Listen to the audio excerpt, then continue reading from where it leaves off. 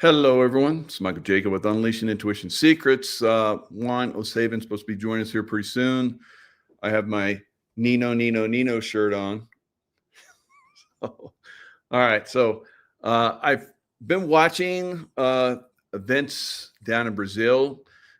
Now, we know that in Brazil, uh, they had Bolsonaro, who was basically the Trump of South America. And they stole his election, right? And shortly after that, he came up and met with President Trump in Mar-a-Lago. So it was like two guys hanging out that had basically had their election stolen, right? So the people of Brazil, I mean, you know how we had J6, the people of Brazil, they took J6 to the next level. Basically, they went into their state house and so forth and rocked it. And they kept begging for the military to come in. Now, Lula, the guy that basically is now in power, is a leftist, right? He should be in prison, but he was let out. Or I think he was in prison for election fraud or something like that. So he came back, during the COVID lockdown stuff.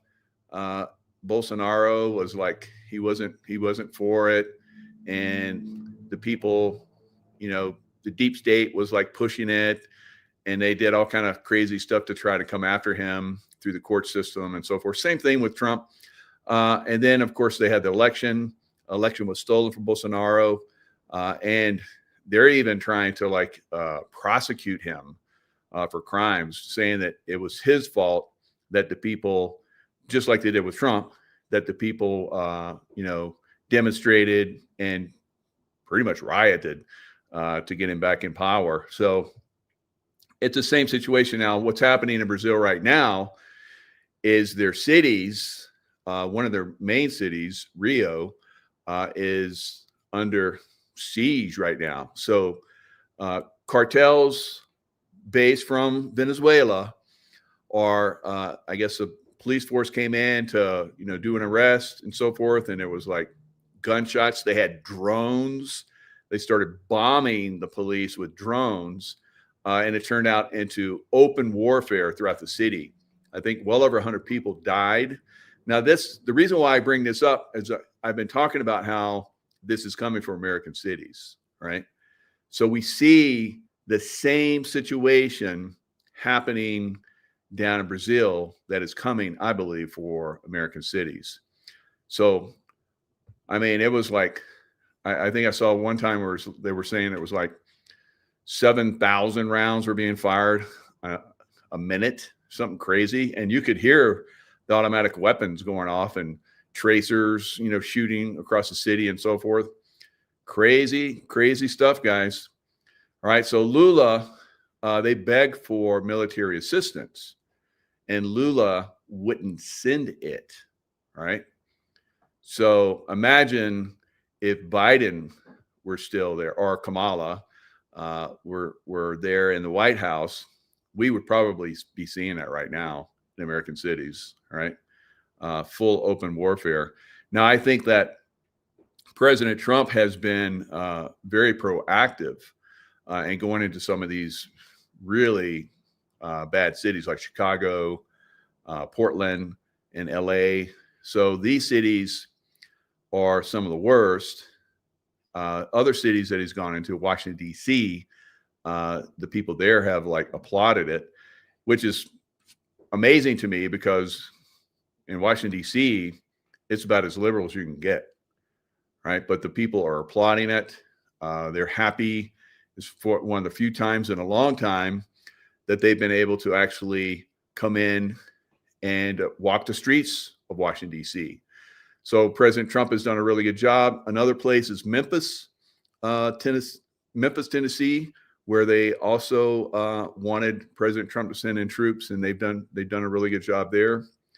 But in these other very strong leftist cities, just like down in Rio de Janeiro, where there's open warfare with the cartels that are funded, like I said, from the deep state Venezuela. So this is the problem, obviously, that we're going to continue to see throughout America at some point. We have Juan. Juan, good to see you. Or, I apologize. I thought I had a great spot for our broadcast, but it wanted to kick back and forth between the 5G and the 3G, and it just wouldn't hold, so I had to move. So anyway, sorry about that. Well, that's a good spot. That's is that a veterans cemetery there?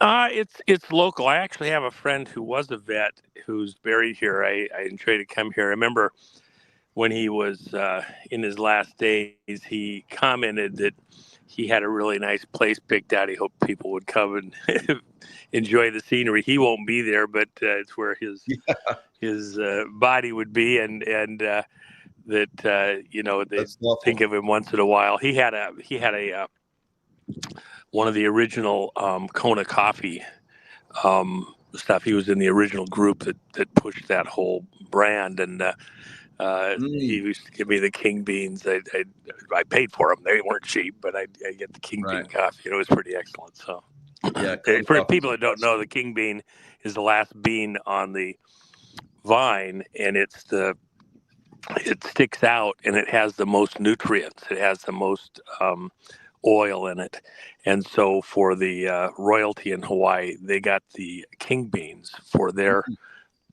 coffee, and then everybody else got the rest.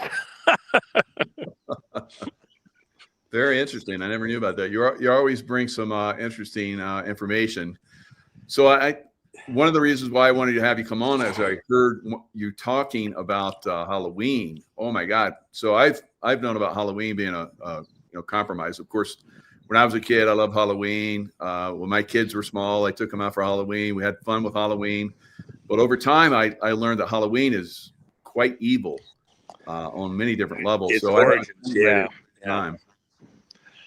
Well, for example, for people that don't know, it's considered this high holy day for the witches and warlocks and all that sort of thing. It's their most important day of the year. And so they have sacrifices in a lot of the variations. Look, there's a lot of people that are pagans.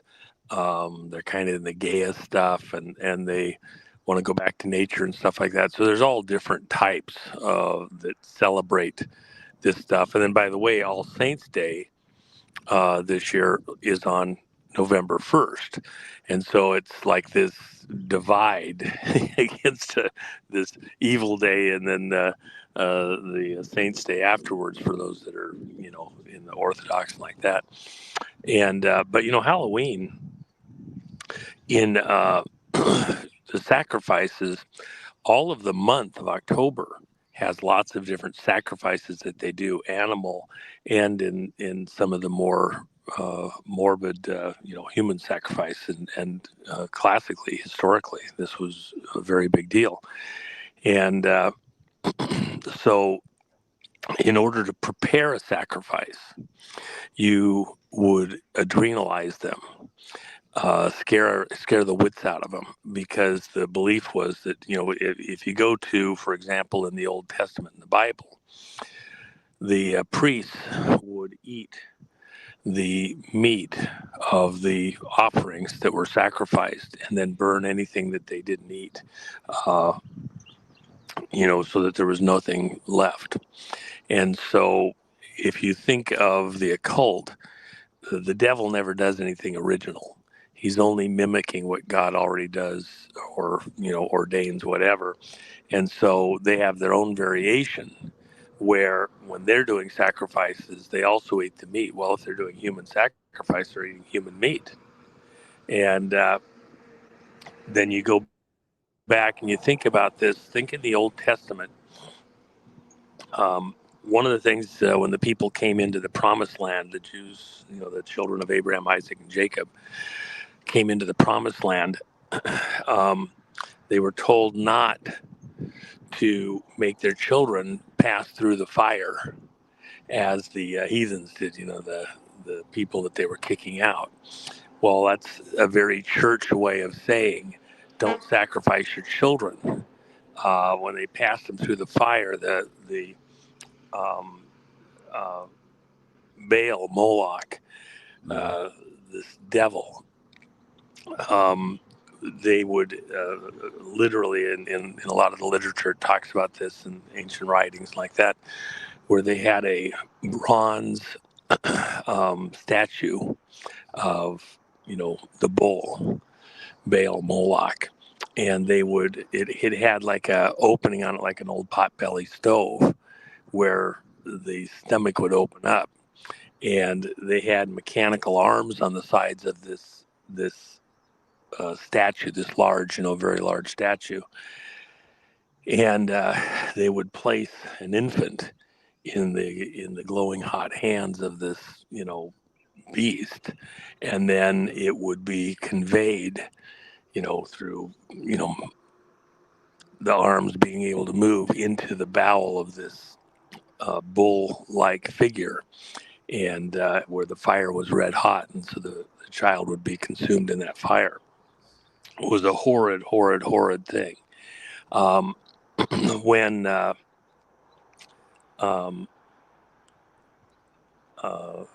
Elijah had this thing in the Old Testament where he went up on this hill where the heathens, the pagans, well, they weren't pagans, the Moloch worshippers, the Baal worshippers, were doing these sacrifices. He challenged them, he because of Israel's sin, he proclaimed a drought, said that it wouldn't rain on the land for some period of time. He stopped the rain. After 3 years, the people are just in a desperate situation, so they're making more offerings and sacrifices to Baal than ever to try and stop the drought. Everybody recognized that this prophet had proclaimed the drought, and so they wanted him to stop it. And he says, "Okay, I'll stop the drought. Let's have a test. Let's see whose God is more powerful, the God that you guys are offering sacrifices to, or the God I'm offering sacrifices to." And he had a crowd that ran with him of other priests and believers and like that. And so it was his camp against the other camp. And he said, let's both build altars for sacrifice, and up on the mountain where you want to do it, because they always want to do it from the high places, and you'll see that in the Bible all the time. The high places is a sacrificial place for the Baal worshippers, if you will, and overlooking the city. You see that in England with the priests and the people, doing their various satanic stuff there. And so they build a sacrifice, one to Baal and one to the God in heaven. And the test is that whoever's God can light their sacrifice on fire, that's the true God. So the Baal worshipers, they've no doubt got pyrotechnics stuffed in with the wood and everything else, and they go up to pull off their illusion, and they couldn't get their fire to start. They're cutting themselves, they're dancing, they're screaming, they're ranting, they're out there all morning. And Elijah is laughing at them because nothing can happen. And so they're going to, do these sacrifices. Then, and they'd been sacrificing children. That was the whole, theme of it. Everybody from the area is there because they're in the middle of a drought, and this is going to be maybe the chance where they're going to get this drought stopped somehow. So they're all up on this hill, everybody from the region, and kind of like a rock concert or something. So then, as the day wears on, Elijah says, "Okay, well, you had your chance. It's our turn." And these guys are exhausted. They're out in the hot sun doing all their stuff. And Elijah says, "First, before we do ours, let's throw some water on it." Well, they're in the middle of a drought. Water's not easy to come by. He has them bring water and douse his offering, his site where they're going to do this big bonfire. And once they do it once, he goes down, tests the wood, looks at, no, not wet enough yet. He doesn't want any question that God did something. And part of the reason was because the priests were proclaiming that, Elijah might have done something to, put pyrotechnics in his sacrifice altar, which of course is what they did. It didn't work. They're trying to figure out how he's going to pull this off with this magic. I guess it's all illusion. And so he has him douse it again. He has the priest check it over, look over his sacrifice altar, make sure there's nothing in there. And he says, well, do it one more time. Well, again, water's like super precious. It's a big bonfire, and they're throwing water on it when they're all, in a drought. But they do it again, and you have to picture that it's the priests of Baal that are helping make sure this happened. The water's down at the bottom of the hill. They had to cart the water up the hill. They're sweating, all their makeup's running, all of their costumes are starting to come unraveled around them as they're doing all this work to make sure that Elijah's offering isn't going to go off. So they douse this thing, and then Elijah lifts his hands and prays, and a lightning bolt comes out of heaven and just completely consumes, like with nuclear heat, this offering. Everybody that's there sees this spectacle, and they immediately realize that it was the God of Elijah, which doesn't want these types of sacrifices, that they've been conned. They've literally been sacrificing their own children to do better, have a good harvest, have rain, whatever. And they turn on the priests of Baal and kill them all. And they're gone. And it leads into a whole big thing with other things that happened around Israel in the months that followed.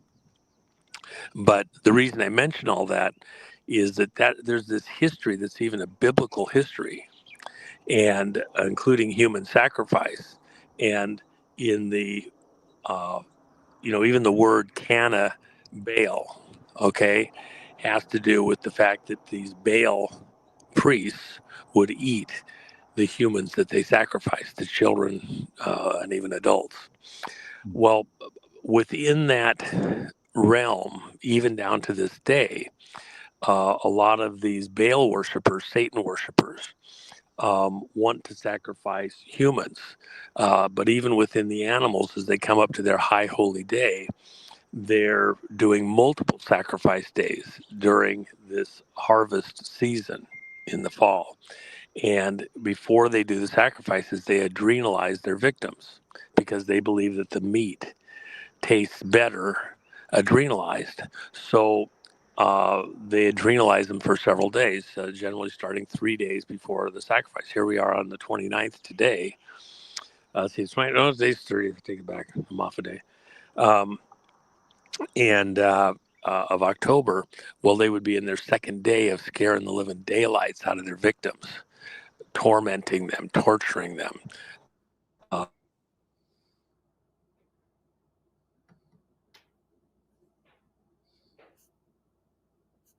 And a call coming, I apologize. So their bodies are full of adrenaline, which they then take. You see it in a lot of countries where they still, and in Africa, where they still adrenalize animals before they kill them and eat them in a way. And so you think of sacrifices of humans, Halloween, then or in the world, there's people going, including children, to prepare them to be killed as a sacrifice to Baal. These Satanists still live and operate and function in the world that we're in today, and that's part of the big fight that we're in at some monstrous level. So I don't know if you've heard all of that before from other stuff that I've talked about, Mike, but that's kind of the context. Yeah, that the jack-o'-lantern, where if they'd given to the priest already and they accepted their sacrifice or their donation, whatever it might be, whether it's money or children, whatever it was, they would Well, put yeah. up. Let me elaborate on that a little bit. Yeah. So in England, uh, back 400, 500, 600 years ago, what would happen is they had these bands, the groups that were essentially Satan worshipers, druids and that crowd. And around the country, the custom was, and had been for several hundred years, the custom was, in fact, by the way, just so you know, the Romans, when they came to England and were occupying England all the way back to the time of Christ. By the way, in the city of England right now, there's a city within the city, which is the old Roman city, and it's a walled area. It has an old wall of stone built around it. So when you're driving around in England, in this city within the city, where the banking groups all are nestled together, about 100 banks from around the world have their offices in there. It's inside the old Roman stone wall. And so that's why we call it the City of London, the city within the city. And to give you an idea how important that city is, for example, when the Queen was alive, and I assume with Charles it's something similar, although I haven't looked to see exactly how they're conducting the ceremony. When Queen Elizabeth was alive, she would have to go once a year to the gate of the old city of Rome within London, take off her shoes, walk through the gate to the Lord Mayor of the City of London, the old Roman city. She would have to curtsy, bow, kiss the ring, paying homage to the Mayor of London. Well, think about that. The Queen of England, of the Commonwealth, she bows and curtsies and kisses the ring of the mayor of a city. Yeah, because that's the true power, and that was where in that era the Rothschilds controlled the banking, and that was their city. And so you're paying homage to the true controller. Okay, so that's kind of this power center. But the Romans, when they came into England, in the writings of their generals and their historians, they talk about, and this is well documented, this isn't, just internet, whatever, this has been well documented for a very long time. They talked about the practices of the people there, these druidic tribes in that area, and the grotesqueness and the severity of their ways with what they were doing, including the human sacrifice. So this is, long, well documented stuff. It's not like it just came up, recently, or somebody's, just invented this recently. And that history was that throughout England, where these tribes controlled the various areas, the cities and the hinterlands. And by the way, the Romans were pretty wild themselves. They had the festivals and fairs that were pretty grotesque in their own way. But even they were shocked at how over the top the people there in England were. And what they would do is that they would force everyone to put out everything that was burning. Not no coal that's glowing, no embers that are glowing. You had to destroy all fire. If they found you with fire, you'd be a sacrifice. So everybody had to get rid of anything that burned. And the only ones that would have a flame were the druidic priests. And so for 3 days, you would have no flames anywhere for heat, for cooking, for anything. Some areas it was said it was only 1 day, other areas it was up to 3 days, to make sure that all fire was extinguished. Then they would have huge bonfires during those days up on the hilltops where everybody could see it. Again, going back to the Old Testament, where it was all done on the hills around Israel and around Jerusalem, with these Baal ceremonies, Baal sacrifices, and they would do these huge bonfires and sacrifice animals and people around England. And if you wanted to be warm at night, if you want to be, you had to go to the spectacle. And then on the last day, these, depending on which era, they say for several days, but on the last day, as things matured, these druidic clans would go around every community and they would knock on every door. This is the trick or treat. And at the door, they would be looking for alms. They'd be looking for donations. And at certain doors that had been pre-selected somehow by the priests, they would demand a human sacrifice. And so the person running the home, generally the father, the most senior person, would have to pick someone to give to these priests as a sacrifice.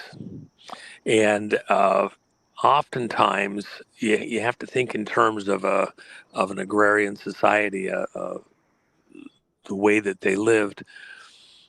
Every person's labor was important, and the older you were, the more knowledge you had. You see this in war too. You know this, Jaco, that the most expendable are the younger.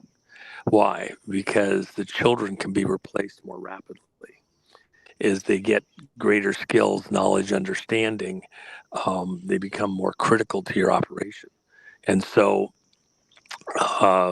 children are the ones that go out and clear a minefield. Children are the ones that are sent out to the front with a gun and get killed first.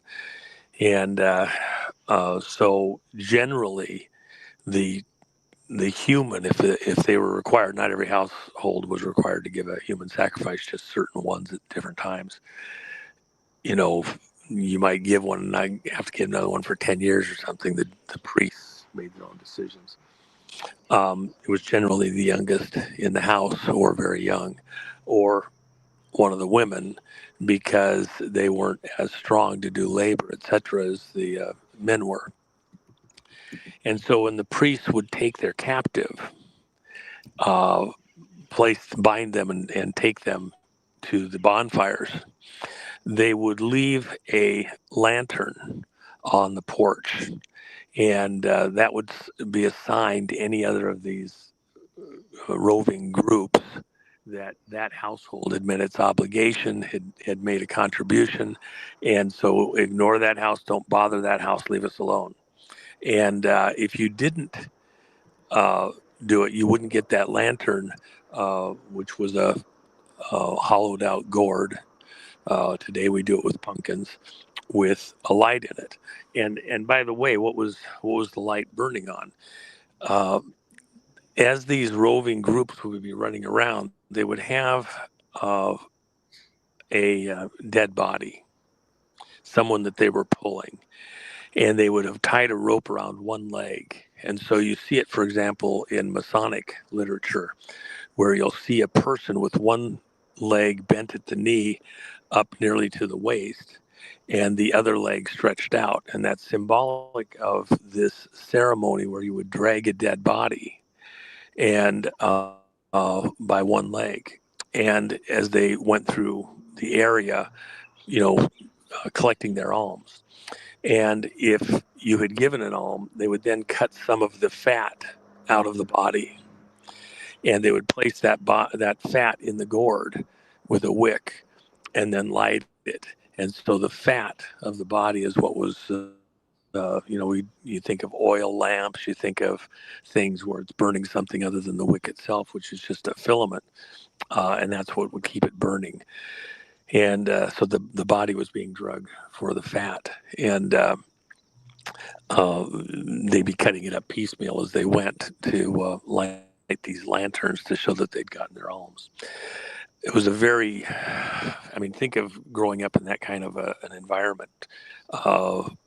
with that kind of terror even all through the year. Imagine living in your household.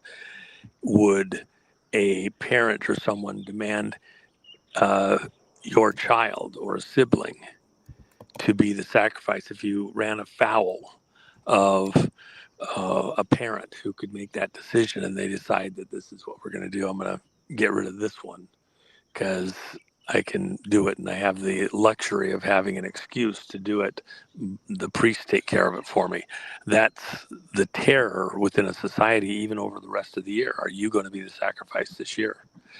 And so when you think of Halloween, you have to understand what this imagery is all about. And today, for us, even if you don't understand that and you're having fun and the costumes and everything else, are we actually doing something that pleases God in heaven? Or are we mimicking and having fun, yet for these people that are behind this, they know that we're celebrating their day, not something of God, of right here in our society. And that's part of the thing, is to put funny faces and laughing and everything else on something that actually has very morbid, horrid origins. And does that make sense for us in society today, to continue in that as though it means nothing, when we know that behind the scenes there's still people practicing these horrors even now? It makes it kind of hard to drop your guard on that. Wow, that's more information to not follow the Halloween tradition.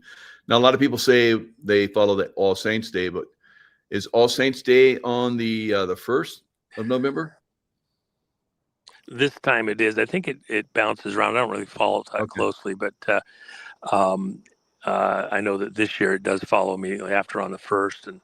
And you have different calendars that different groups use. And, if you want to be accurate year to year to have the exact same day, you have to use a solar calendar. If you use a lunar calendar, it kind of bounces around. You have 13 moons in a year. And with the solar calendar, in fact, just so people understand, when we switched from the Julian calendar to the Gregorian calendar, the context was that the first ships had come to the Americas.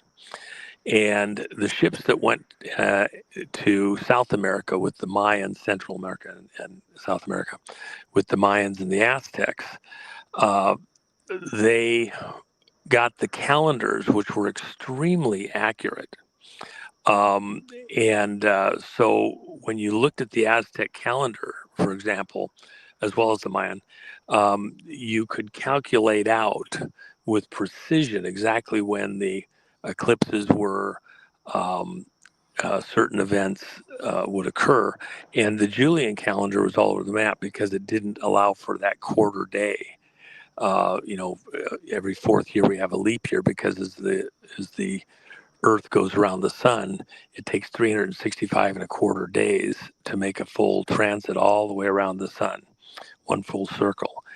And so if you have a calendar, let's say that's 365 days, you'd miss, every 4 years, you'd be a day behind. You put that out over, 100 years, and all of a sudden your planting and harvest is almost a month out of whack from where the sun is for the heat and everything else. So we have a chicken over here just sat down to lay an egg. Anyway, so the Mayan and the Aztec calendars calculated out the days correctly, the months and the years, so that you stayed on point with where the sun was in its circle, or the Earth was in its circle around the sun. And when the church, the Catholic Church, was able to resolve all of that with their calendars, they realized that they had to change calendars to a new calendar, and the makeup days required to solve their problem were April Fool's Day.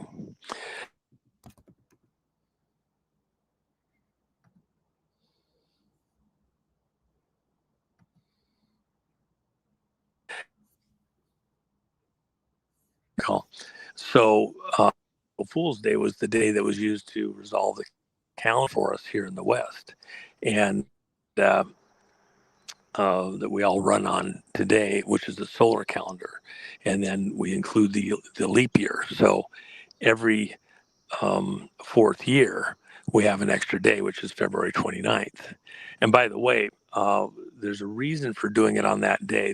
These people were also following the gods, if you will, the Greek gods, and what the goddess of chaos is, her number is 29. And so on the 29th day of the month, every month of the year, on the 29th day of the month, she rules and reigns. And so in their religion, and so if there's going to be calamity, disaster, chaos, or something like that, oftentimes that's the day that it happens. So, for example, the crash of the stock market in 1929 happened on the 29th day, and they will do things with exacting precision to honor their gods that they serve. And the other thing is that so the goddess of chaos only gets to rule and reign 11 months out of the year in a normal year, 11 being the number of chaos, confusion, because that's the day, you had 12 disciples. And when Judas betrayed Christ and then went and killed himself, committed suicide, there was only 11, and the apostles were in disarray, confusion, etc. And so 11 is the number of disarray and confusion. And so in this kind of twisted mechanics of these people that want to do things with some kind of precision, they like their numbers. And of course, 29, 2, and 9, 11, on and on. They have all sorts of little things that they go by. We don't go by the numbers. I don't waste time with all that stuff, except I know how they work, what they prove, or what they choose to do and why. So the goddess of chaos, 11 months out of the year, rules and reigns on the 29th.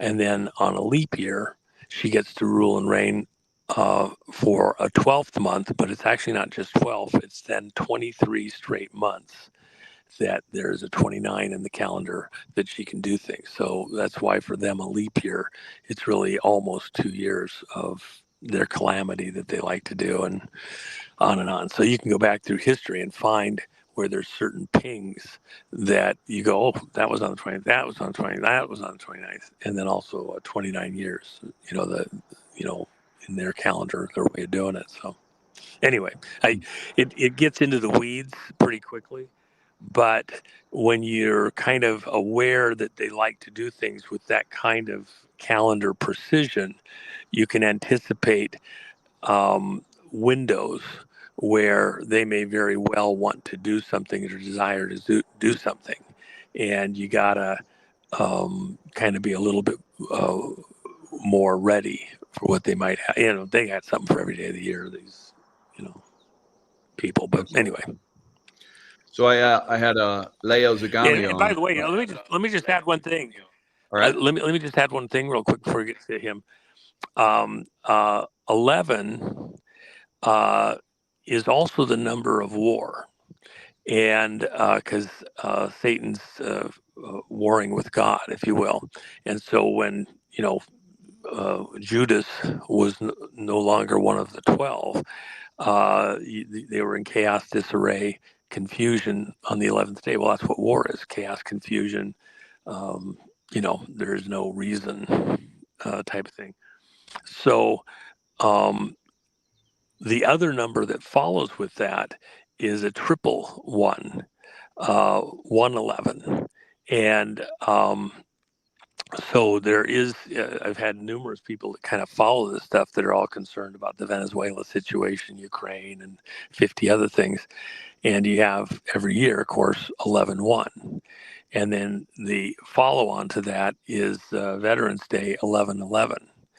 And the reason that's relevant is because, for example, in the First World War, when Ferdinand or Prince Ferdinand was killed in the car that essentially started World War I officially, when he was assassinated, the license plate on the car he was in added up to 1111. Wow. 11, 11, 11, 3 11s. And when they finished the war, when they stopped the war, World War I, the agreement to stop the war, they stopped the fighting officially at 11 o'clock in the morning on the 11th day of the month, uh, which was an 11/11. And so, why not stop the war at midnight? Why did it have to be 11/11? Because it went with the numerology that all of the players involved in the war, both sides, were practicing. Because that's the other thing that, even you and I talk about previously. Both sides in most all of these conflicts at the highest levels are in on the trick, and they're creating and sustaining these wars, and we're just the cannon fodder for their bigger goals and objectives of creating war and chaos amongst the people to allow them to stay in power. These overlords, these ones that, just like the Queen of England going into the city, within the city of London, for all the world, she was the monarch of the most powerful, largest country in the world, the British Commonwealth. And yet she, in this very, narrowly covered, understood ceremony once a year, has to go and pay homage to the mayor of the city, the banking city within the city that's hidden right there in plain sight. Who's the real power? If that group of bankers and the families that run those banks control the monarch, then they're the priests behind the throne, and that's always the case. All these great powers, Caesar, the Romans, etc. You always have these high priests that are whispering in the ear of the leaders. You have to do this. You have to do that. And from Babylon forward. And it's the priests behind the thrones that are really pulling the strings, not the leaders that you see visibly in the forefront. They're just getting kind of instruction from behind the scenes. So these wars are serving somebody else's purposes to keep things moving and provide a continuous sacrifice of humans even through war. So Right. that's why it's 11/11 is such a critical day. Yeah, and you brought up another really good point. And of course, about that's that. when we honor veterans. It's usually the children, the young men that are dying in the war. So that's a really good point. So sacrifice. So I talked with Leo Zagami yesterday. We had a really nice talk. He's got a new book out, The Rise and Fall of a Frankish Monster, exposing Jeffrey Epstein and the most powerful Jewish sect in the world. And he calls it the secretive Sabbatean Frankist Jewish sect. And we also, it's funny because he mentioned Roseanne Barr, and Tracy was, contacting Roseanne. It's like, would you like to have a show with Leo? And she, I guess they already know each other. They've been talking before, but she's never done a show with him. So she wants to do a show ASAP, she said. So that's going to be very interesting. I can't wait to watch that. But, you talk about these criminals that are basically controlling the world. It seems like this is and they work both sides. It's just unbelievable how much control they have.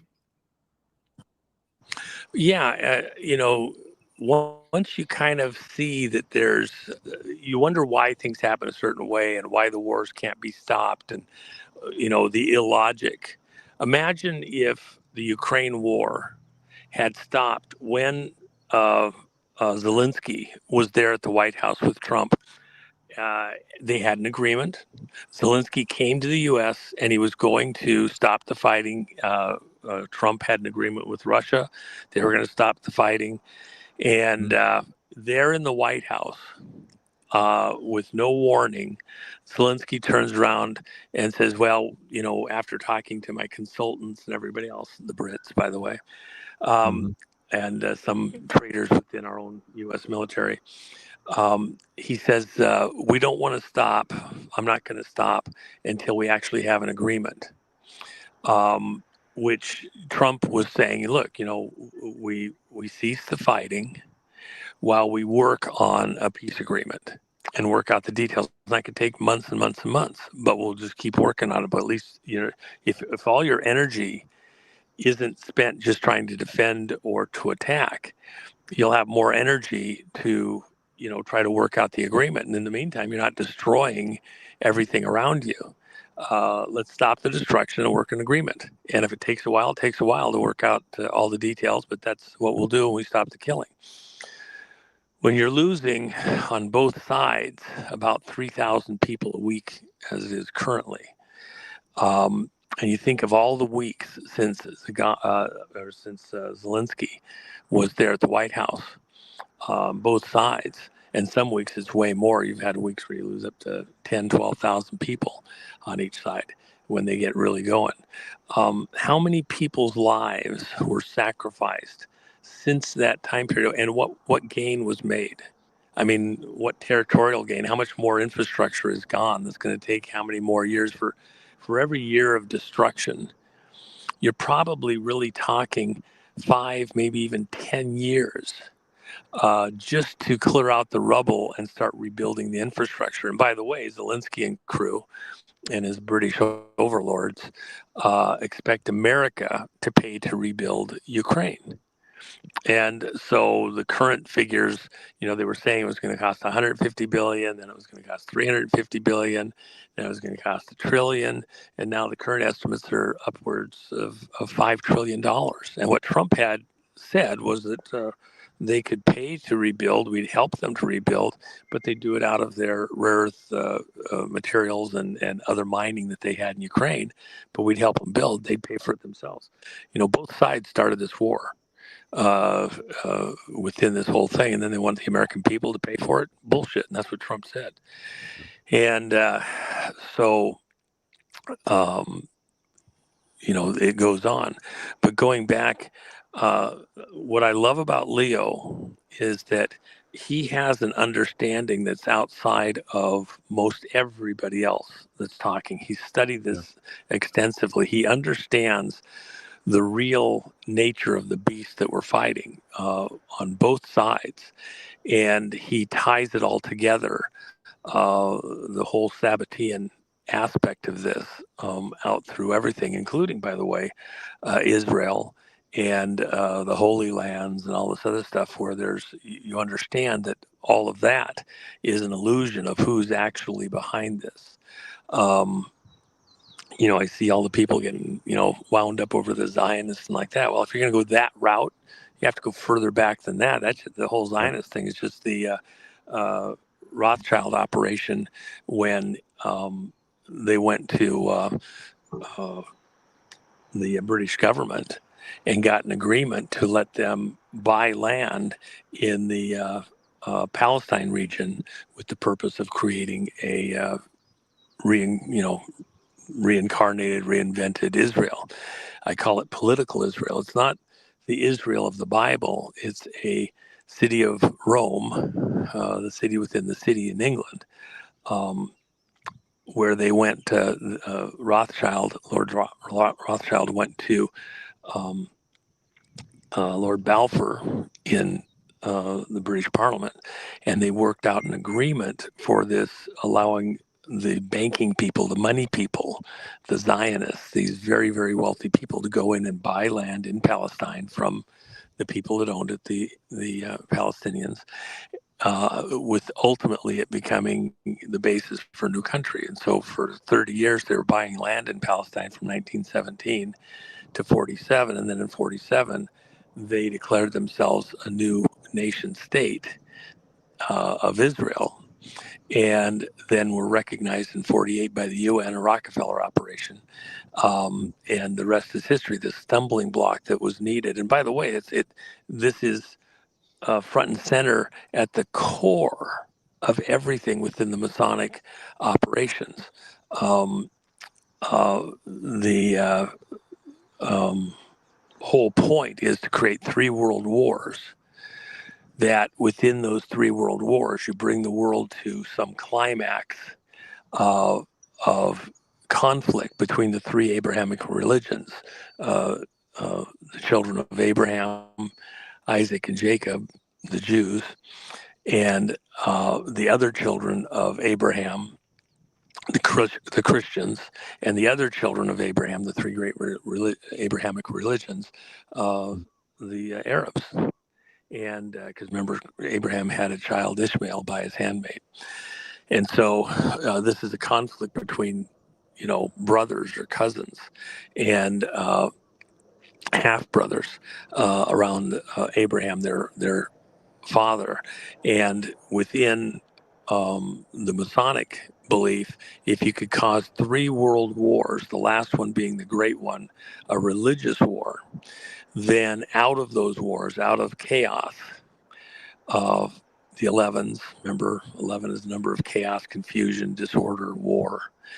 World War I, World War II, you had to show that double 1, the 11.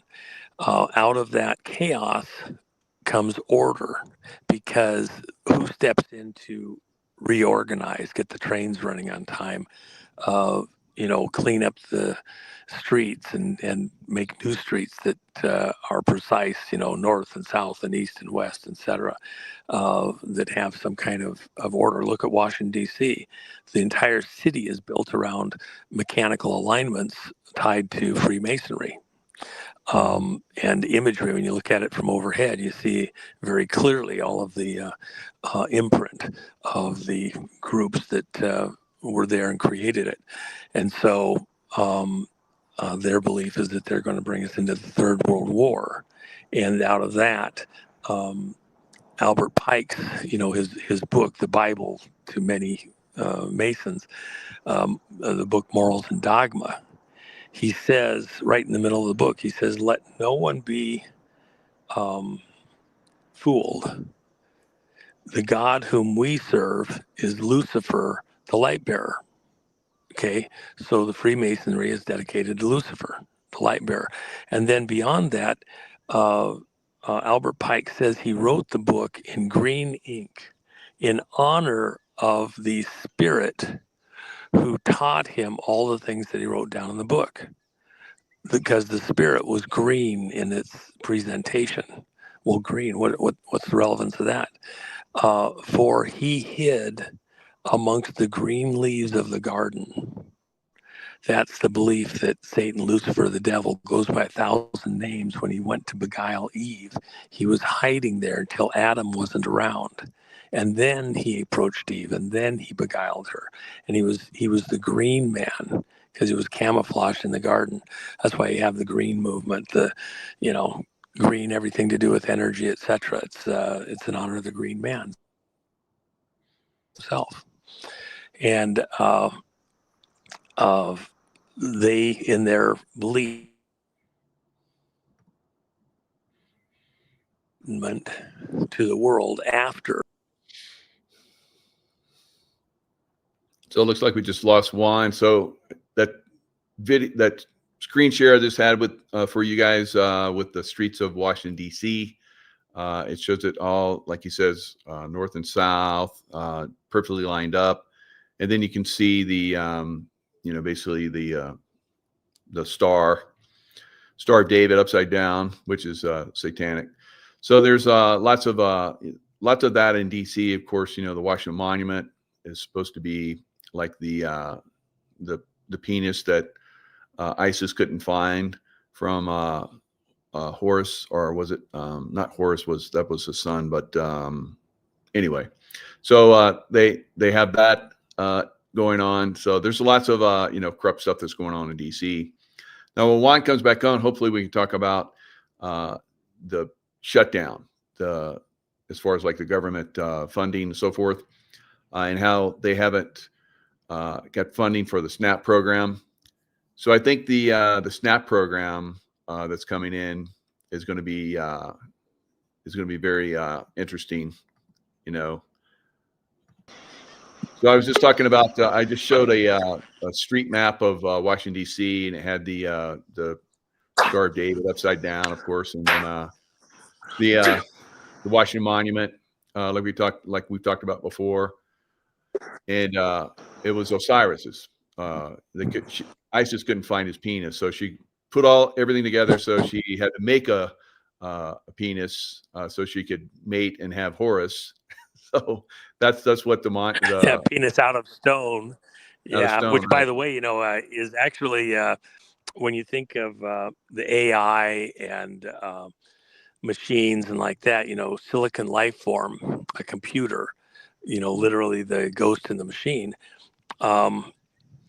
It's made out of, it's literally sand. That's what silica comes from, that they make the computer chips out of. And so in an early metaphor, the idea that the penis is made out of stone, it's the first, pairing of, silicon life with biological life in some ways of saying it. How would you convey that imagery to people who never even knew what a computer was? And by the way, think about this. Satan, Lucifer, the devil has been around for a very long time. He just didn't show up a couple of years ago. So he has, even before the fall, he has knowledge, insight, a certain type of wisdom, even if it's broken, twisted, that is long eons in existence. So the intelligence of this entity is way beyond, what a human would live in 50 or 90 years or 200 years or 1,000 years. And so you think you're going to outsmart it, or it doesn't understand the underlying physics of reality within 3 dimensions and other things. Of course it does. So when you see imagery like this, I think there's a lot more depth to it than at first you might understand, because there's layers to the information or knowledge that are being passed down even in the Osiris tale, where, for example, the thing is, Isis is both the mother and the sister. And so when her sons are fighting, and Set, who's the good son in this flip of Cain versus Abel, the good son kills the bad son. Osiris was considered to be the most evil and wicked of all the gods, and the greatest terror to humans.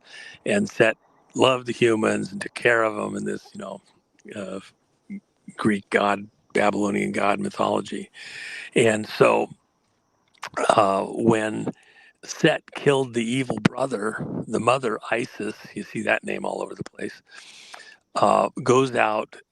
Set spread his body parts around the whole earth, so he couldn't be put back together, because, of course, as a god, if he could be put back together before sunset, he gets to live again, blah, blah, blah. So the mother goes out and finds 13 of the 14 pieces, and she can't find the final piece, a penis, which had been eaten by a fish. Well, if you can find the other stuff, it must be in the fish, it's cloaked somehow. She couldn't find it. So she assembles his body, wires it back together, and is missing a penis. So she fashions a dildo penis out of stone and attaches it to his body, and then has sex with the dead corpse of her son. I mean, how much more gross does it get? And then becomes pregnant, allegedly, because she's a god. And the child that she has is Horus. And Horus becomes the sun in the sky. Literally, they're sun worshipers. We worship the Son of God. Christ said, I and the Father am one. He who has seen me has seen the Father.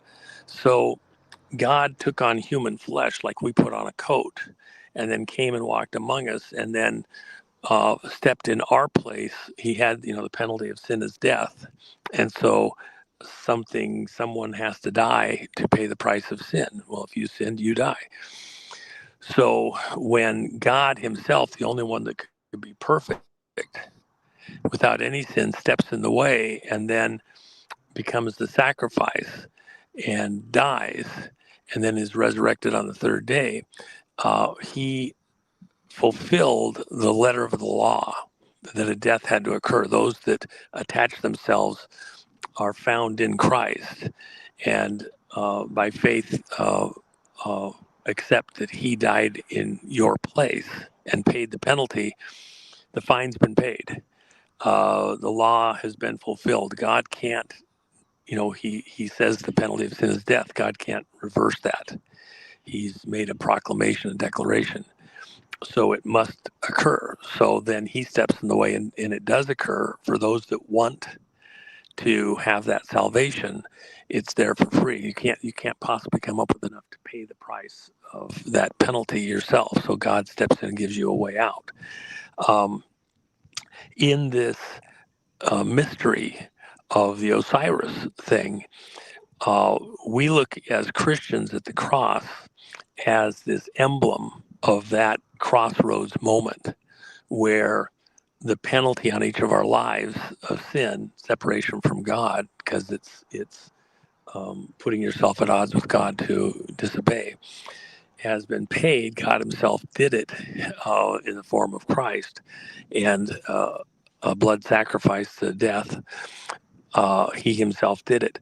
We can then be free from the penalty of sin. So the cross is this emblem of that moment, that incident, that payment. For the Satanists, the Luciferians, the devil himself, their emblem is this penis, this Washington Monument memorial to the penis of Osiris. Why? Because they believe that within the penalties against Satan, Lucifer, the devil, who was cursed and cast out of heaven, cast down to earth, that the way that they get back to heaven, remember, Satan didn't want to be greater than God. Satan, when he fell, wanted to be as God. The sin of Satan, Lucifer, the devil, was that he was the most beautiful of all creation. He was there in the throne room of God himself. He was the most beautifully adorned. He was, if you look at Old Testament accounts and the way that the commentators have talked about it, his body was a musical instrument. He had pipes that played the most beautiful music as he sang, and that's why you hear people talk about, well, his pipes are cracked. Okay, they're broken. It's like the devil himself, when he was cast out of heaven, his pipes were cracked. That's why music is so important to a lot of these satanic operations. And so his very body was an instrument of music. And so when Satan saw how beautiful he was, he looked at himself, pride came into him, and he believed himself to be worthy to be as God, to operate as God himself. And when that pride came into him to be as God, that was sin, and he was cast out of heaven and cast down to earth. And Christ says, I saw you fall like lightning to the earth. So with that kind of in mind, the devil never wanted to be greater than God, because there's nothing greater. He wanted to be as God. Here he's cursed. How would you break a curse? The idea of these Satanists, these Luciferians, is that when Satan, Lucifer, the devil, approached Eve in the garden and had sex with Eve, taught her the trick, and she became impregnated, that the child, which was Cain, and by the way, she went to Adam and taught him the trick, and then she was pregnant by two different entities, beings, humans, a human and a immortal. She had two children. Cain was the child by Lucifer, and Abel was the child by Adam. Two different children, two different fathers in the same birth cycle, which does happen. And so Cain's father was Lucifer. And if you look in the scriptures, for those that don't think it's there, Cain is never listed as a child of Adam. When it lists the genealogies, it doesn't include Cain. Now you can have people that did something wrong; they're still listed in the genealogies.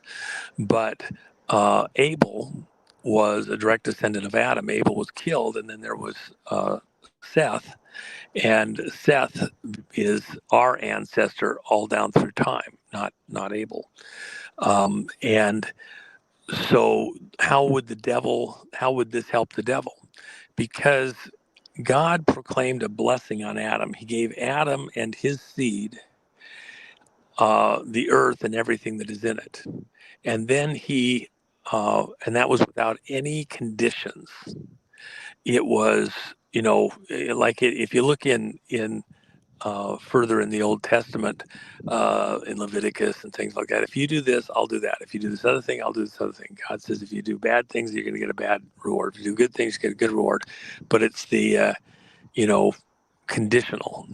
When God gave Adam the earth and everything that's in it as an inheritance for his children's children out through eternity, that was without any condition. It's yours. And then he said, I give you authority over everything that creeps and crawls and moves upon the earth.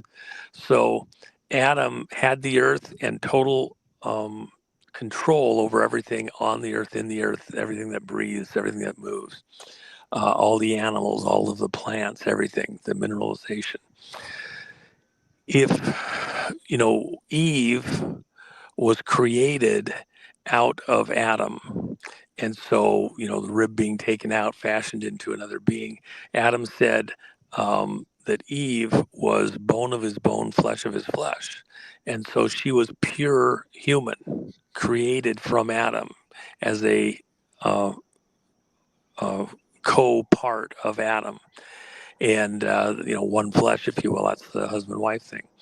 And so symbolic today when we marry to operate as one flesh, not two people anymore, just as Adam and Eve were one flesh.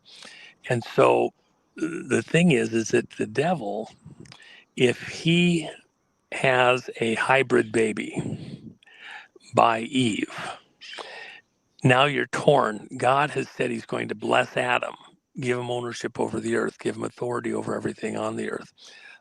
There's certain things there that God will not reject. He has to follow what he said. He doesn't change the rules midstream.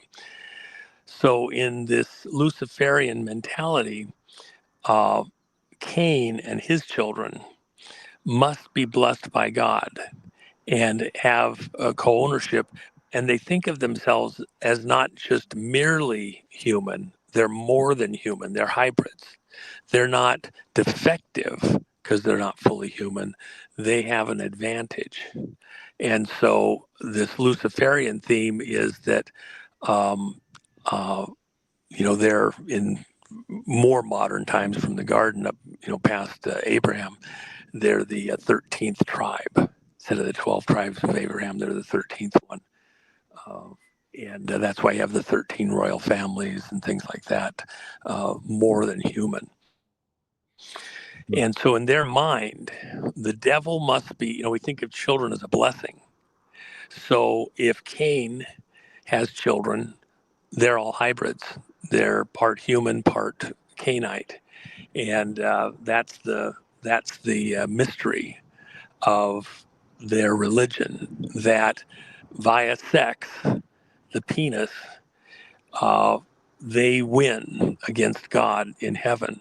And so as important as the cross is to Christians at this crossroads, the penis, the ability to impregnate with seed, to grow a 13th tribe that must be blessed by God because they have the blessing that goes back to Adam, plus they have the knowledge and the superiority, if you will, of a father with this ancient knowledge, etc. Remember, when Eve went and the apple or whatever you want to call it was actually sex with Satan, Lucifer, the devil. It's a metaphor. That's why you see Eve with the snake around the tree trunk, the tree as branching out. There's all sorts of metaphors that go to the father, the devil, essentially within all their generations in that imagery. But with the idea that the Cainites could somehow win over Abel, over Seth, it still goes back to the garden. If all the children of Seth are dead, then the only way that God can bless Adam and his seed is through Cain's seed, which is both human and Satan loose for the devil. And so God has to bless the devil. God is caught in a catch-22. If he doesn't bless Cain and his seed, if there's no child left that's a direct descendant of Adam through Seth, then the only way that God can be true and retain his place is in this catch-22. He has to bless the seed of Lucifer through Cain. And that's why wars. Why war right now? Because until the last, and why against the Israelites, the Jews, if you will.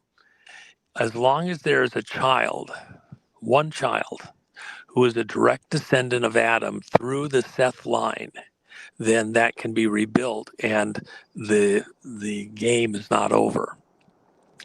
The devil, that's the story of the Georgia Guidestones, to kill off all of humanity. It's at the time that they were put in place, there was about 7 billion people on the planet. So if you kill off everybody but 500 million, which is what it said on the inscriptions of the Georgia Guidestones, you would have had to kill off, think about this, 13 out of 14 people alive on the planet at the time. So the 13 pieces plus the 14th, which is this, group that come through the, penis of stone with ISIS.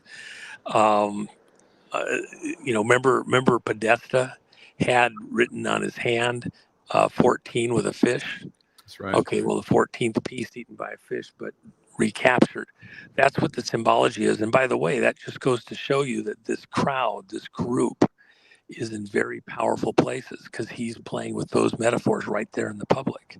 Mm-hmm. This is not something ancient that's gone. Those people that believe this way are still around today. And they believe that there's about a billion children that are hybrids of Cain that they want to keep around. And that to be certain that there's no child left with the pure genetics all the way back to Seth and, of course, then Adam, they must kill everyone. And so that's why you need wars. And the only ones right down to, the one left standing. And by the way, let's do a different flip of that. Within the royal families, you have the 13 families that claim heritage back to Cain within their bloodlines. Right to rule by blood, okay? That's how they, they're not geniuses. They haven't gone to the right schools or whatever. They, supposedly are super smart. No, the reason that they're in these royalty positions is because they're born and in their belief system with the blood of Cain within their genetics. And so not merely human, more than human. With that in mind, about 460, 70 years ago, a group in this Arthurian legend become the Knights of the Round Table, otherwise known also as the Order of the Garter. The garter having sexual innuendo. The women wear a garter on their thigh at the marriage ceremony and take it off and throw it out to the other women that want to, find a husband and have children also, type of thing, the bridesmaids. So what's this Order of the Garter, the Knights of the Round Table?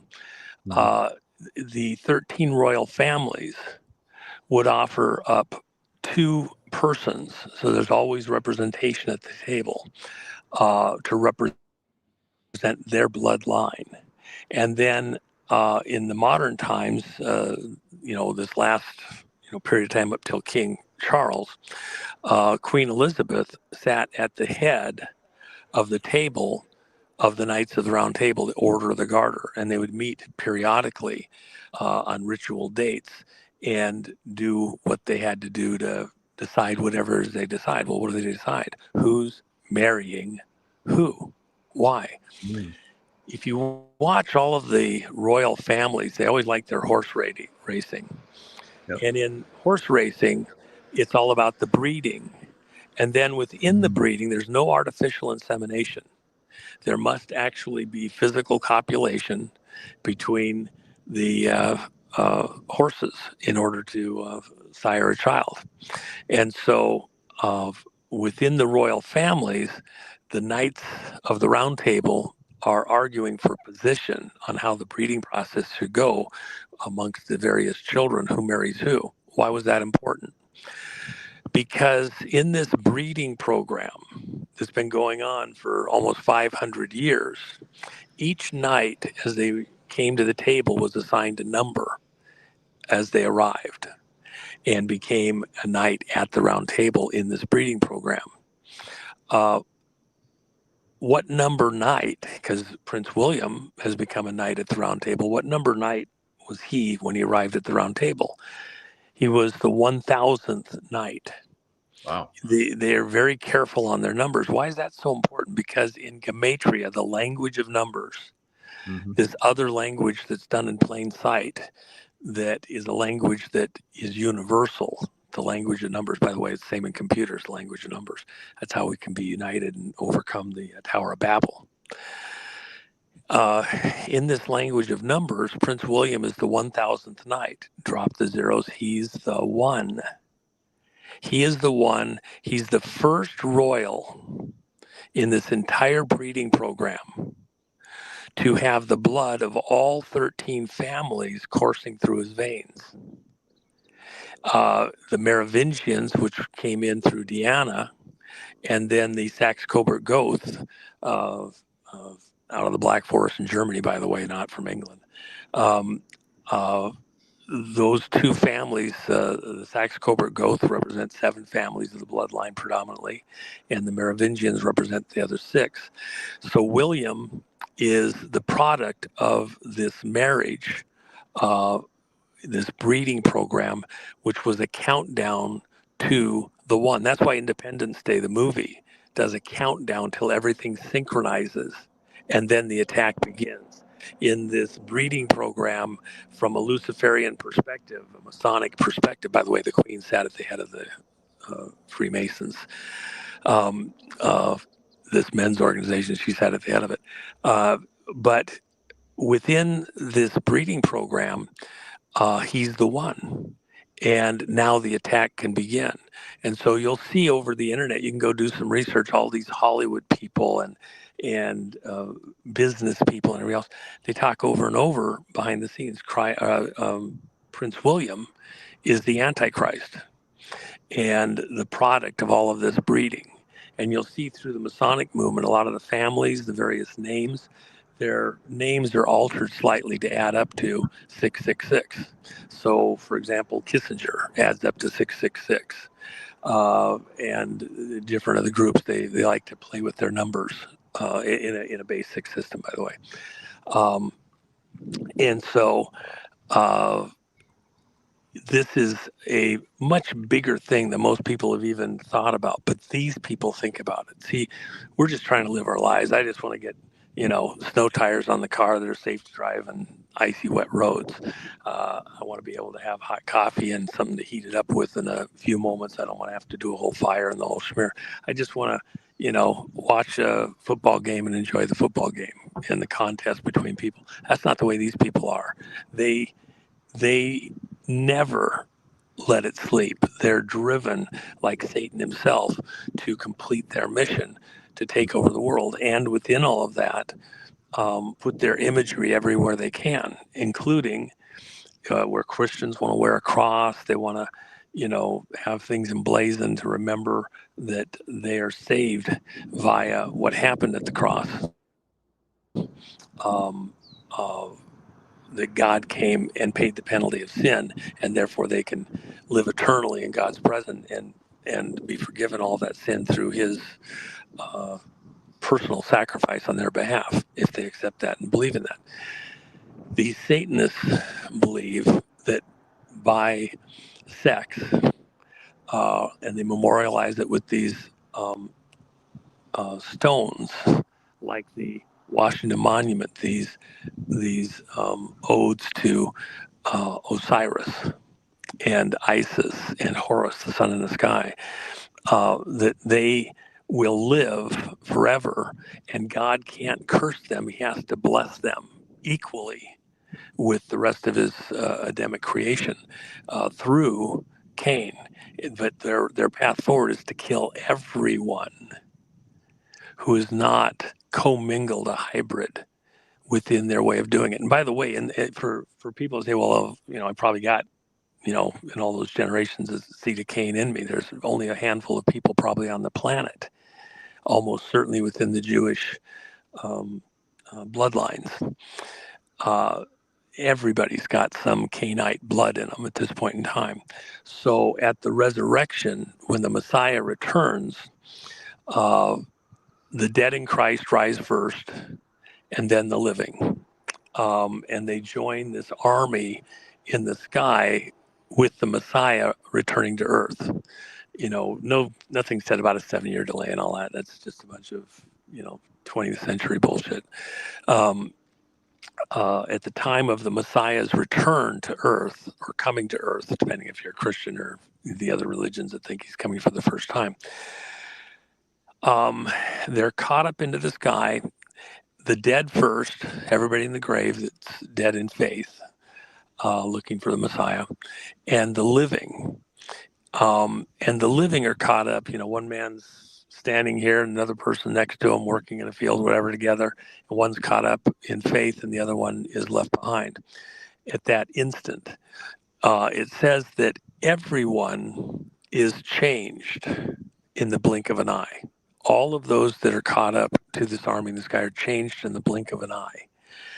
And a lot of the scholars looking at this and noting this about the genetics, the things that may be in the body, and by the way, they're caught up bodily. They're not just caught up in their spirit. This isn't just a ethereal, misty presence, whatever. The salvation of humanity through the cross is the same as it was for Christ himself. When Christ was resurrected, he wasn't just a misty, ethereal presence. He wasn't ghost-like walking around the streets. How do we know that in part? Because Thomas didn't believe the other apostles. Thomas was there at the cross. He saw Christ having the nails pounded into his wrists, pounded into his feet. He saw Christ whipped. He was whipped 39 times. In the Roman belief, if you were whipped 40 times, it was a guarantee of death. So they whipped you 39 times so that you were within an inch of death, but weren't actually dead. And by the way, the immune system in your body has 39 different cataloged responses for every kind of injury, illness, disease, etc. There's 39 different types of immune response.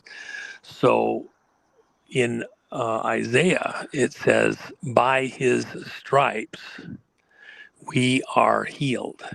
This is well before, Christ was killed. This is generations earlier in a prophetic statement. By his stripes we are healed. He was wounded 39 times, one for every type of immune system response. When you have people that are sick, it's worth reminding them, by his stripes we are healed. He took the illness, the disease, the injury upon himself so that we could be healed of that if we believe. And so that's the interesting thing, that what did they know about immune responses in the time of Isaiah, hundreds of years before Christ, yet it's there in the scriptures, and now we know that there's actually a tie to the physiology. So anyway, the thing about these people is they believe that if they can kill every last human who is not a hybrid, then they win. Satan wins, Lucifer wins, and has to be blessed. His bloodline has to be blessed along with the Adamic promise, the promise to Adam, that his seed would have the earth as an inheritance and have authority over everything that creeps and crawls and moves upon the earth. And then beyond that, it's not just earth, we're not just here on this prison planet. The future of mankind is to stretch out into the cosmos, in our own planetary system and our own galaxy and in galaxies beyond. The promise to Abraham, who had this dream. Abraham had a dream where God told him that he would have children. He was childless, even in his old age. And that his children would be as the sand of the seashore for number. That his children would be as the stars in the heaven for number. That it would be that his children would be there to praise God, to be a living testimony to the majesty of God, the beauty of God out through eternity. That was Abraham's prayer. Abraham is called the father of the faithful within Christianity, Judaism, and Arabs. Because remember, they claim their heritage through Hagar, the slave girl, who, when Sarah, Abraham's wife, was childless, even in her old age. And Abraham kept talking about how God promised him he's going to have children. He's going to have children, and he believed God, and he wasn't going to believe that it couldn't happen. God was going to do something. So, Sarah, we got to keep trying. And she's like, I'm not gonna have children. I'm an old lady. I'm beyond the age of childbearing. It's not gonna happen, even though she was very beautiful. But Abraham kept trying. I give him credit for that. She says, okay, look, you can have a child by Hagar, and we'll raise it as our child, a surrogate. And so Abraham, well, that sounds like an okay idea. She was probably pretty gal, pretty beautiful. And so Abraham goes ahead, does the deed. They have a child. And he figures, well, that's God's promise to me. And God clarifies with him and Sarah that was not his plan. And it was a child by Sarah. And in the New Testament, it even says that it was Sarah's faith, by Sarah's faith, that she ended up getting pregnant and having a child, beyond even Abraham's. But the whole mission, the whole of Christianity, the Abrahamic religions, Judaism, Christianity, and Muslims, is that they're children of Abraham. That's why the peace accords that Jared Kushner is working on in the Mideast are called the Abraham Accords, because it's all three religions. And that's why the last war, the war to end all wars, that Albert Pike talks about in Morals and Dogma, written in the mid-1800s, of 175 years ago, in green ink, in honor of the green spirit that taught him all these things, has a war, the third war,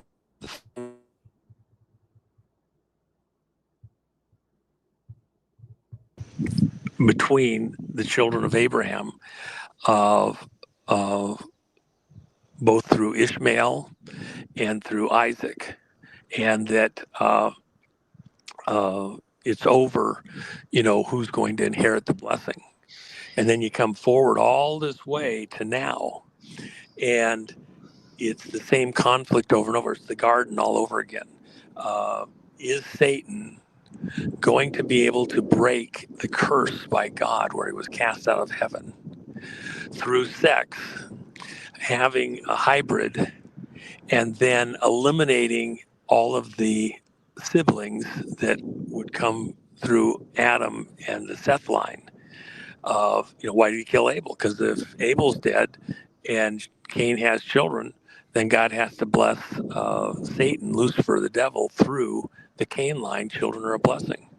Is it clicking? I mean, I said it a couple different ways, but I think people, if you haven't heard this before, or even if you have, you got to kind of do the mental gymnastics. Why are these people doing?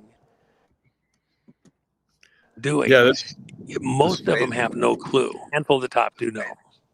Yeah. So anyway, I'm rambling on there, but hopefully that helps people understand the conflicts we're in right now and why it's relevant. No, it's great the way you're putting it all together. So it ties all this together. Now, people have been asking, and I'm curious too, because of some of the chat in the chat, people talking about the East Wing being taken down. Is that part of because he put up the two poles with the flags, basically break a pattern, and is the East Wing of the White House being taken down, breaking a pattern as well, or what's that about? Well, there's a few ways to look at that. Let me first jump back to the Old Testament and to Babylon. Ezekiel was one of the prophets who was kind of an oddball. It looks like he was so stressed at one point he had a heart attack, couldn't talk straight, all sorts of things. He was still a prophet, couldn't talk, and he actually made little clay models in the street in Jerusalem where people would pass by to go to the temple and stuff like that. And he showed Jerusalem, made these clay blocks to symbolize, the city of Jerusalem, and then showed a siege wall next to it and it being invaded and all sorts of things. Even though he couldn't talk, he did it, modeling. In fact, he had such a hard time talking, get so frustrated that at times he used cuss words, and the cuss words were very well understood at the time, like we would say 4-letter words having to do with all sorts of sexual innuendo and like that, and in his frustration, and that was noted in the scriptures. I've talked about that before in other broadcasts I've done a long time ago. And the rooster crows. And so Ezekiel was caught up in the spirit, and he was able to look over the wall into the Holy of Holies where the high priest and the other priests operated at the temple. And in that area behind the wall, he saw the priests and he saw the Holy of Holies, the Ark of the Covenant, and that type of thing. But he saw that the priests were turning their back towards the Ark of the Covenant, bending down, showing their ass, their butt to the throne of God, if you will, and bowing to the rising sun.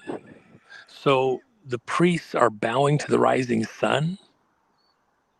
Well, Horus is the sun god in this mythology I was just describing to you, with Osiris and Isis and this child of the mother-child, royalty union. Okay, and in that also, in this look that he had, we got somebody here wants to make a big noise here, and I don't see him; he's up in the tree, I guess. Anyway, in this situation, I don't know if you guys can hear the rooster by me, but he's going. Oh yeah, we can hear it. It's cool. Must be part of the show. You've had roosters for the shows that we've done before in the past. Anyway, in this vision that Ezekiel had into the Holy of Holies, the area where the priests work, where the people can't go, only the priests could go. The priests are turning their ass to the throne of God, the altar, the Ark of the Covenant, if you will, and bowing to the rising sun, which is this Eastern religion, this Babylonian religion of Horus and Isis and everything else. And then in the Holy of Holies, there's certain you know, uh, instruments, utensils, you know, all sorts of things that, you know, are described in the Bible as being in there, made of gold and like that. In the midst of that, there's these tower monuments to the tower god, these pillars to the pillar god. Well, what is it? It's the penis of Osiris. It's the Washington Monument. It's the Ben stone that you see all across Egypt. These memorials of, again, we see the cross of Christ as this crossroads between life and death. Death and resurrection. They see the penis, Satan, Lucifer, the devil, as that instrument by having children by Eve of winning against God and winning eternal blessing, if you will, to get out from underneath the curse, to rule and reign with God, because God is no longer able to exercise his will, that Adam would receive his blessing in perpetuity, authority over the earth and over everything that creeps and crawls and moves on the earth, except that he blesses Satan, Lucifer, the devil, through Cain as the inheritor of those blessings also. And then Satan rules and reigns as a co-equal of God in heaven, no longer under the curse, because God can't curse him because he has to bless Satan's seed through the Cain line. And so these penises, these tower pillars, are in the Holy of Holies behind the scenes there in the temple in the Old Testament. Now you move forward to modern times, and all of their actions are built around those types of themes, where they continue to memorialize that, because that is the devil's way of winning over humanity and putting them in plain sight in all the major cities. Even Saddam with Baghdad was built around Masonic imagery, just as Washington, D.C. is. Same thing as Paris and other places with all this Masonic imagery, which isn't really just so much that it's Masonic, it's actually this Osiris ancient religion, Luciferian religion. So I got sidetracked from what you asked me on the question there a second ago, and I wanted to finish that thought. Say the question again, and I'll try to re-say it. Yeah, the east wing of the. Oh, east wing. Yeah, there we go. So the deal is, in the east wing, see the rising sun is what? In the Right. east. Okay. So a city built around Freemason imagery and illusions has certain import within these classic things. When Trump brought the army in on the 250th anniversary, and here's something that's almost virtually unknown anywhere. At the same time the army was there, you had military troops in street clothes going into the Treasury and moving everybody out of the Treasury building while they did certain things in the Treasury and recaptured control of the Treasury. In ancient Rome, the Temple of Saturn was the most important temple within the Roman system. And the Temple of Saturn is where they minted the coin of the realm. All the Roman currency was minted inside the Temple of Saturn. Right. And it was blessed and had certain markings that had all sorts of meaning. Think of our money today. Our money has all sorts of secret hidden imagery on it that are iconic, that have certain meaning within their system. And so our current Federal Reserve money has all sorts of things that are on it. You're carrying the talismans of the cult in your pocket everywhere you go, your purse. You're using it to transact. And what are you transacting? You take your life energy, gift from God, and you exercise it in this world and the physical world. And then you trade your life energy for scrip, for fiat currency. It has no value of its own. You know, the paper isn't worth hardly the paper it's printed on. You know, the ink, that it's printed with. Yet you ascribe a certain wealth value to it of your life energy for an hour's labor, a day's labor, mental or physical. And all these talismans are attached to it. And then you trade with that within their religion. The money is printed in a temple. Okay, the Federal Reserve is a temple. And the Treasury is a temple. And you have a fight. Well, what Trump is doing, he is in a war. The biggest war literally within the country is who's going to handle the currency, your life energy moving forward. Is it going back to constitutional minted coin, gold and silver, or is it going to be owned by these globalists, these federalists? You see, the Federal Reserve is part of an international reserve system. It's not just our U.S. Treasury; it's global, run by the banks at the city within the city in London, and then with agreements going into Switzerland and the Basel agreements, things like that. And so when Trump had troops go in and take over the Treasury at the same time that the troops were taking over Washington, D.C. symbolically, then he has 2 flags erected on the White House lawn. Mm-hmm. And those 2 flags, east and west, he's taking the high ground in the swamp. And then he had security fencing put around the White House, and he had security fencing put one other place, the Treasury. Yeah. It was symbolic. It wasn't that anybody was jumping over the wall to come to the White House. He was letting everybody know. He didn't protect the Federal Reserve. In fact, he went on attack against Powell and the Federal Reserve, made a huge stink about it, still is doing so right now. And the big question, even with the interest rates and things like that, is who's going to control your life energy and the way you transact it. Even if you mint something, and if you think of the Treasury side, and your life energy is backed by real gold and silver, you can trade it with a receipt for that, which is what Kennedy did. Kennedy issued the silver certificates, and he was going back to Treasury operation. That was a Treasury note, the silver certificate.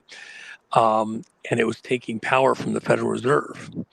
The currency at the time, the coin, was a pure, 999 silver dollar, Kennedy half dollar, and all the other currency. It wasn't diluted. And when Johnson came into power, his handlers that helped him get there, within days of coming into power, he called back all the silver certificates and stopped printing the silver certificates at the Treasury and had them destroyed. And if you still have one, it's not tradable in the normal way. It has collector value, but that's it. That was to return control of your life energy back over to Federal Reserve, this private banking organization that, it's no more federal than Federal Express, run out of Puerto Rico, along with the IRS. Office is just a few blocks apart. IRS is a private organization also, no more federal than Federal Express. May have federal employees administering it, but the actual core operation is not, it's administered by the U.S. Treasury, but it's not actually a Treasury operations run out of Puerto Rico. So anyway, that's the fight that we're in. Well, the East Wing is us taking control. Before you do that, Juan, somebody just put in there, I remember this too, this is really good. It was Executive Order 11110. In their face. In their face. Yes. Well, and by the way, let me just add this. That's a great note to just add one more thing. For example, 17, the Q number. Both sides in this great cosmic battle that we're watching here across the world, both sides want to own certain numbers. Right. So, for example, 17, which is 17th letter of the alphabet, is Q. 17 means victory. The 17th book of the Bible, which even the Satanists, the Luciferians, the Masonic crowd, want to own these numbers and own the Bible itself as like some core theme or whatever. So the 17th book of the Bible is the book of Esther. And what's the book of Esther about? You mentioned Roseanne a few minutes ago. It's about the boomerang. Everybody had a plan. The enemies of the Jews who were in exile in Persia. You had people that were in exile of the Jews. You had people in exile of the Arab groups and all that. They all wanted to be in a power position. And so Haman and his crew, families, decided that the Jews were a threat to them being in full power behind the throne and usurping the power of the king. The king was a drunkard. And they got the king to sign a decree that they would have a free-for-all day out in the future to kill Jews and take all of their property. And it was a date certain, and the king's ring, his signet ring, was used to seal that. Well, Haman had control of the ring, the power of the king to do anything. The king's a drunkard. He's got a bunch of wives. He's got, a harem girl house. I've done shows on this, and they're out there. Esther finds out that this is there by her uncle, Mordecai, and that all Jews are supposed to be killed on this day. Well, she's a Jew, but she's never acknowledged that. She's in the harem girl house. And so she has to decide, is she going to protect her people, of which if it becomes known that she's also a Jew, she would be killed? Or is she going to stay silent and try to hide while everybody else gets killed? So she does this thing where she puts on a couple dinners and everybody gets drunk. The king's there, and then at the end of the second dinner, she explains to him that Haman was going to have her and all of her people killed. King didn't even know this decree existed, didn't understand whatever it was when it was done, and now he's beside himself. And in a turn of events, he has Haman hung on a hangman's device that he himself created. It's just outside behind Harem Girl House. And in those days when they meant hanging, it was literally stick a spike up their ass and then hoist them up high and let them slide down on the spike until they finally die. They can be over everybody dying and everybody gets to see them. And so that was the symbology. And then there was still this date that had to occur where there was an all-out fight. So the king can't reverse a decree. He's beside himself, doesn't know what to do. And Mordecai says, well, you can't change the decree, but you can amend it by adding to it. And so he adds to the decree and says that the Jews have the right to arm themselves and to make alliances before this date. And so they do just that. They make alliances, they arm themselves, the date comes, and it's an all-out, free-for-all. And at the end, the Jews win over Haman's crew, family, etc. All 10 of Haman's sons are themselves hung, and says they're killed in one breath, in the same breath, is the way that Jews tell the story.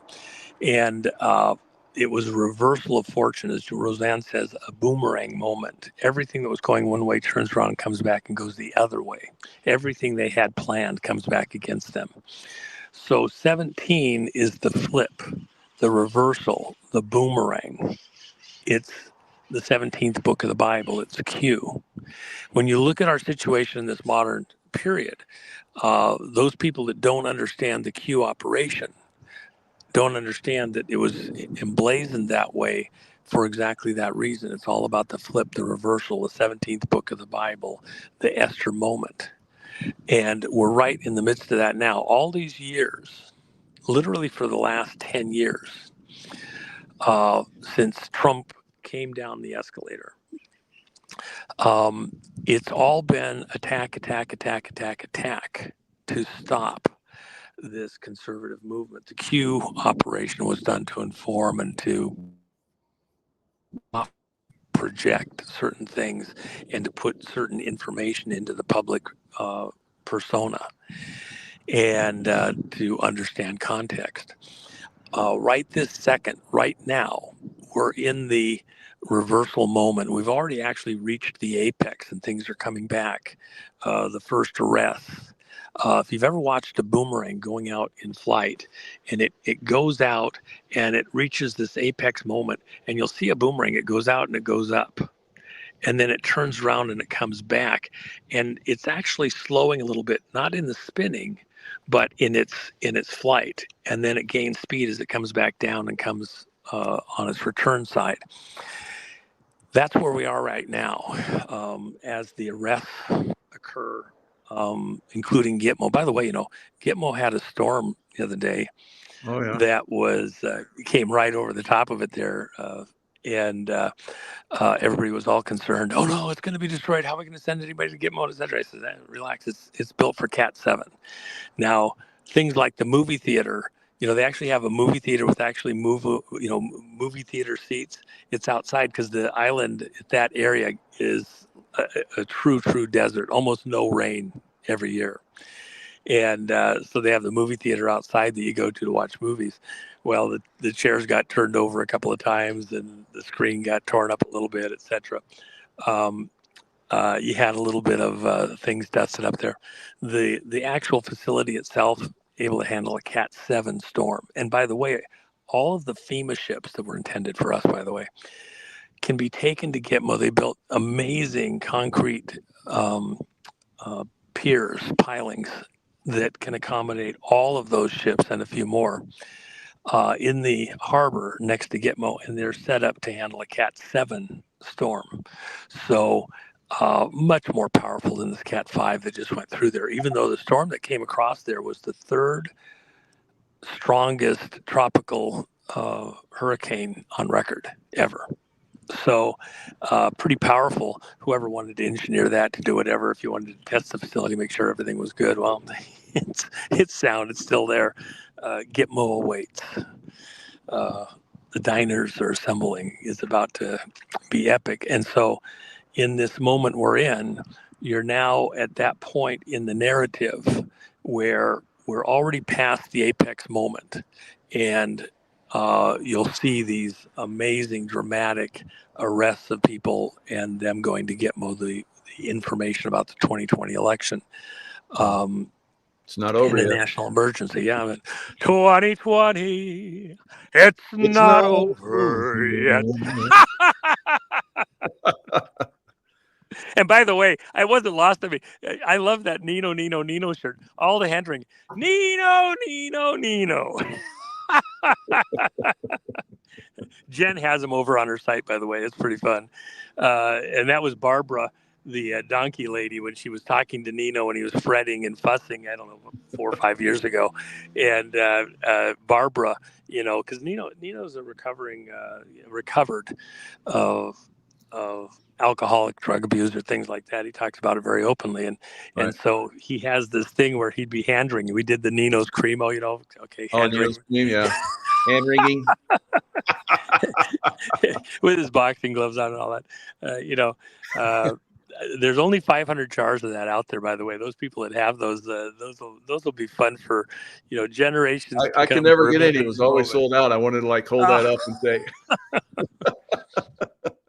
Well, it was a very really high end cream. It wasn't just the garbage stuff. It was very expensive, and I got a great deal on it. It actually sold for people that were getting it elsewise. I think it sold for like $125 a jar, and we got a deal on 500 of them.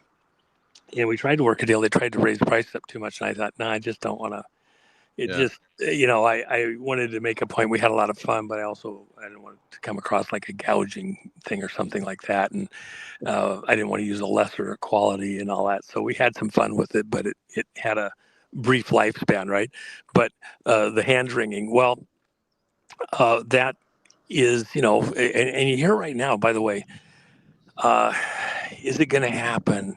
Is it going to be years from now? Are we, are you sure it's going to happen? I imagine coming up on this day that was the day that was decreed by the king, this Esther moment where the Jews and Haman's crowd had it out once and for all. It ended up being 2 days because the king extended it a day for Esther because they hadn't gotten all their enemies completely. This moment, till the day it happened, you didn't know how it was going to come out. You didn't know if somebody might betray you. You didn't know if somebody was going to stand with you all the way or just watch. It came down to that one day. Even right now, look at within the country, you're even today still finding out about secret alliances that are aimed at us as a nation, people behind the scenes. We're still learning it. Just a short while back, through a particular process, we discovered a continuity in government operation that nobody knew about, not even Trump or any of his people through all of the first term and up till now. Nobody knew about this specific, very precise continuity in government operation that was hidden and had people through various agencies of government involved. Not SES. That's the other big monster that we're actually fighting. It's NORAD, nuclear arms, and the control and management and use of them, versus SES, who claims that authority but doesn't actually have it. It was set up back in Jimmy Carter's era and is tied into the whole Homeland Security thing. And all the false flags, by the way. All these false flags you see, those are all SES operations aimed at continuity of government their way, create a crisis, and then we own the far side of it to manage America within this globalist theme. But we found another group embedded within all of these agencies that had people that was being paid for by all the taxpayers that nobody, even in the highest places, knew existed. That's how deep some of these threats are. And this was a very serious, nasty little operation, and with several hundred people involved. In the course of, taking out USAID and the funding and all sorts of other things, Doge and all sorts of things related to that, this was discovered. And so there's still things that are in the toolbox of enemies of America embedded right there within all these agencies and things that could still cause a problem, disrupt as we go through this boomerang flip reversal moment. All things Q, that is what this administration is all about, returning power and authority back to the people. Trump wants to leave office, when he does finally leave, with two things accomplished. If you want to wonder why Trump would run for a third term, this would be the context if he's not done. The two most important things that Trump wants to leave as his legacy out in time. He can enjoy his grandkids. He could, enjoy his own properties and buildings and golf and all that, and not have to be president, not have to worry about any of this. But he has set his, you think, oh, he's president, he gets to enjoy all this stuff. Really? What a pain in the ass. You're missing it. He is making his own type of sacrifices, doing what he's doing for his children and grandchildren and children generations removed into the future. The legacy that he wants of his presence in public life is, number one, to return honest elections to the American people. Only American citizens get to vote. Mm-hmm. And their vote is counted as cast. It's not diluted. It's not tossed in the wastebasket and diluted by other people voting or entities voting. Here in Hawaii yesterday, they had a 5-hour hearing over votes from the 2020 election. They're still fighting that. Wow. And later elections, 2024 and things like that. They have tens of thousands of votes that were counted that supposedly were mail-in votes, but the post office doesn't have any record of the votes going through the mail system. You know, we take pictures of every piece of mail transiting through the post office everywhere in the world at this time. There is no mail goes into the U.S. postal system. There isn't a picture taken of it at the point of entry into the mail system. Could be a landmark case. So here you have, and they're trying to get through the judges and the courts in Hawaii. The courts, the judges won't let you get to examining those things. You're going to have to make it federal, and the Justice Department has been slow or non-existent in entering into these cases and taking over inside the state. So yesterday, there was a whole bunch of stuff that came up, but the one thing that was the biggest sticking point, 5 hours of discussion and arguing, nobody could explain the 19,000 votes that were counted in Hawaii County.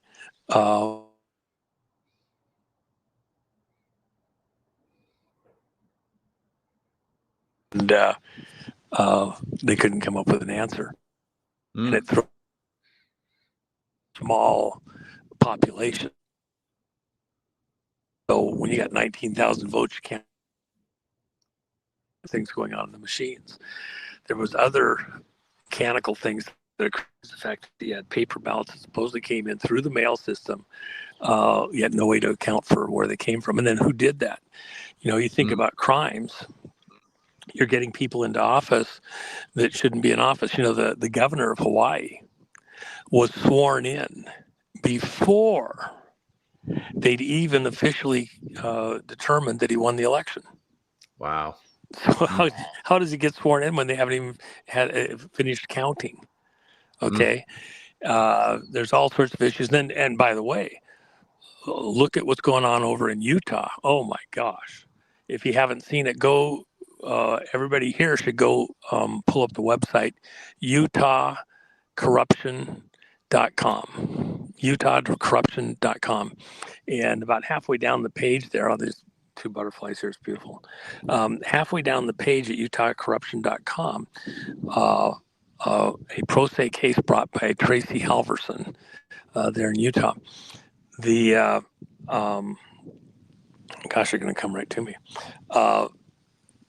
The complaint is 92 pages. And then the exhibits, there's 92 exhibits. The total filing for the court took them like 3 days to scan it into the court system is 3,700 pages. So they served most of the people. There's a couple more to be served. Even right now, there's somebody being served. That's pretty important. They have to take a hand truck to take all the paperwork to serve these people, and 3,700 pages, double-sided print on the pages. Very well documented, where the sitting governor of Utah and the lieutenant governor and sitting U.S. senator who benefited, didn't directly do it. They don't have a Secretary of State in Utah, so the lieutenant governor serves as the person that runs the elections. Well, she's in office with the governor. She replaces the governor if anything happens. The governor, Cox, had been the lieutenant governor in a prior administration, so he knows how the system works. And in this thing, he didn't win at the convention. You have a caucus, people's houses. They decide who's going to go represent every neighborhood in the state at the state conventions run by, it's an official state function for each party. And then at the, with facilities that the state provides, et cetera. At the state convention, the state Republican convention, then all of the delegates vote. And if you get more than 60% of the delegates vote, you're automatically moved straight to the statewide ballot. If you get less than 60%, you and the person closest to you in this contest go on a primary ballot to decide who is going to be the official representative of the Republican Party or the Democrat Party or Independent Party. This is phenomenal. It says this action targets a racketeering enterprise within Utah, orchestrated by defendants including Governor Spencer Cox and Lieutenant Governor Deidre Henderson. Wow, to manipulate Utah's election law. Wow. It is a civil RICO, and it's got so many crazy, wild things. The big thing is that the sitting Governor Cox, coming into the 2024 election cycle, didn't get the majority vote of the Republicans at the convention. Another candidate by the name of Phil Lyman, who has a history, is pardoned by Trump on a deal with BLM and all sorts of bizarre stuff. At the convention, Phil Lyman got like 67% of the vote. Another candidate got almost 70% of the vote for a Senate position.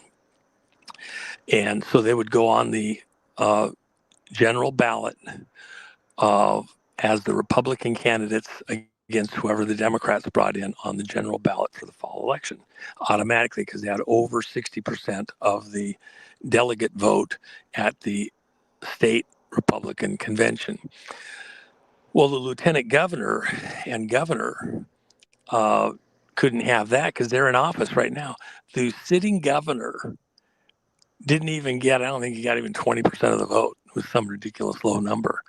And Phil Lyman's people got over 60, got 67%. So with that in mind, the governor's out as the Republican candidate. Now, he could get on the ballot if he had like 28,000 signatures to put him on the ballot. So they went out and got supposedly 28,000 signatures. And that's another story in itself, because people said you never got those legitimately. The company that was hired for $1 million to go out and get these signatures was actually under investigation at the time for falsifying signatures on ballot measures, on campaign measures.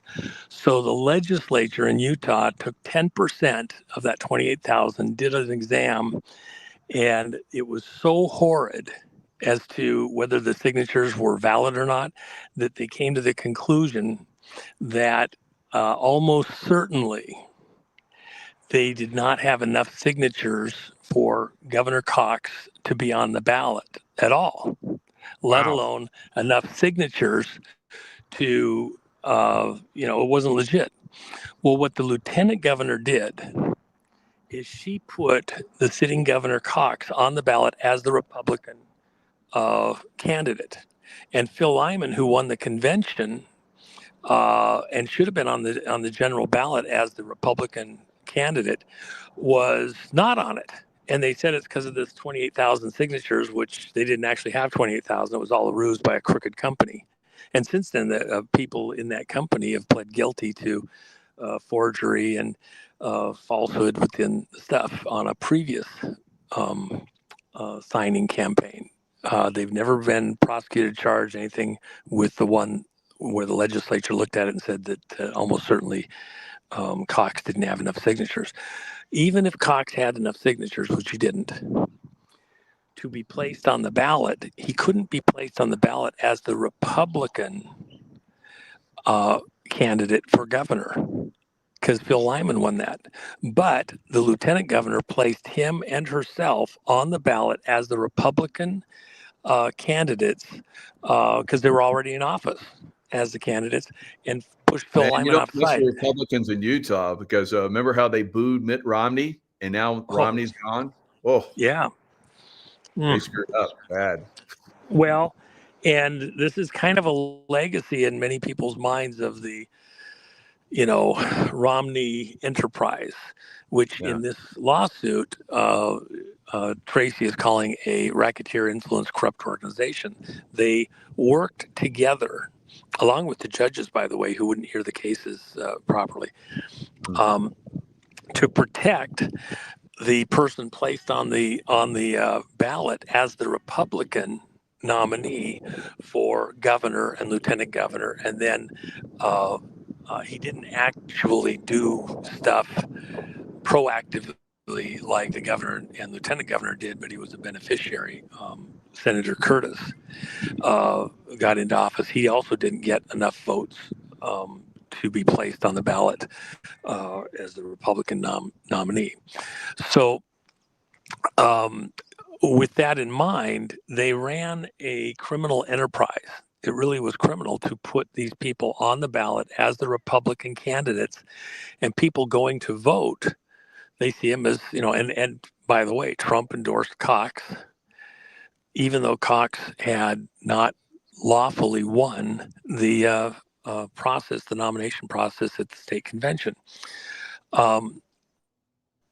So Phil Lyman's people, I was one that asked Phil, would he run for governor in Utah?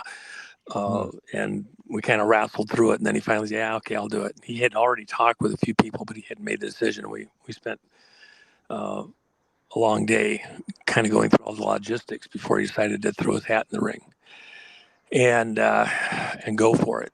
And so I felt a little bit, I need to stay on this. And then they had it stolen from him, not just once at the state convention, but again with this write-in campaign run by a crooked organization. And then the legislature not enforcing that the governor's group clearly, as they said, he didn't have enough valid signatures to have the 28,000 they claimed was needed to get him on the ballot, let alone be the Republican nominee. But this lieutenant governor, if you get to the core, the nexus, the worst of the worst, she's the one that ran a crook. She knew that she couldn't do this, and she did it anyway, put herself and the governor on as the Republican candidate. She controls how the ballots are set up in Utah, and she created a fictitious, fraudulent ballot, mailed it out, and the rest is history. But Phil Lyman, just to give you an idea how much backing he had, they did a write-in campaign where you could write on the ballot, other than what was offered to you, write in a candidate. And so over 200,000 people wrote Phil Lyman's name as the person for governor. 200,000. That's the largest write-in ballot campaign ever in U.S. history. Oh my God! For that kind of an office. There's somebody in the chat that said the citizens of Utah fought hard for Lyman and Staggs to get into office. There's even a rally this weekend. We won't stop fighting. That's awesome. Well, and let me just say this. So, and this goes to all of your listeners here, including you guys. The RICO lawsuit that Tracy Halverson has put together, this 3,700-page behemoth, unbelievable, beautifully written. It's set up so that not only citizens of Utah, but any citizen of the United States, even if you're not a voter, can be included as a plaintiff in this case. Wow. It's set up to be a class action. So as of yesterday morning, I think they had about 3,000 people that had signed on to the class action.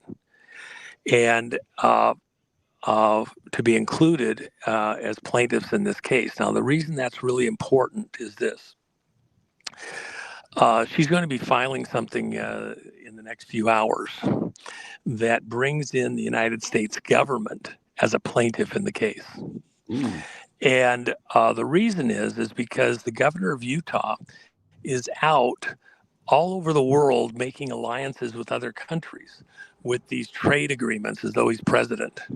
He's, the sister cities and inland port stuff and all that.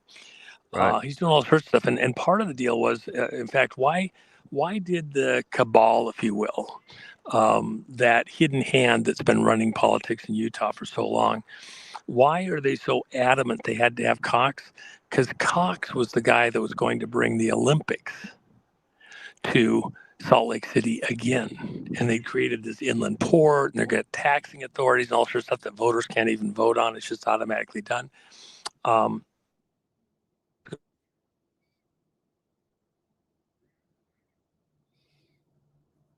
And they had to have Cox because he knew the plan doing it for all these billionaires that are behind the scenes wanted another Olympics.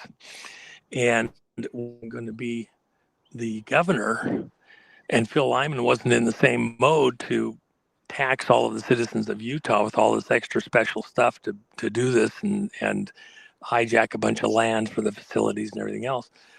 He was a real threat. So they had to get Lyman out of here and get Cox in. And that's the context. It was all about a land grab, money grab, federal money, international money, et cetera, for their next Olympics project, which, of course, Romney was a key part of last time. And so this RICO, all of these people were working in collusion to make sure that Cox won this election, that Trent Stagg was going to be their senator. He was a threat to their senator, which was Curtis, and the operation there. And so at the end of the day, it has national implications.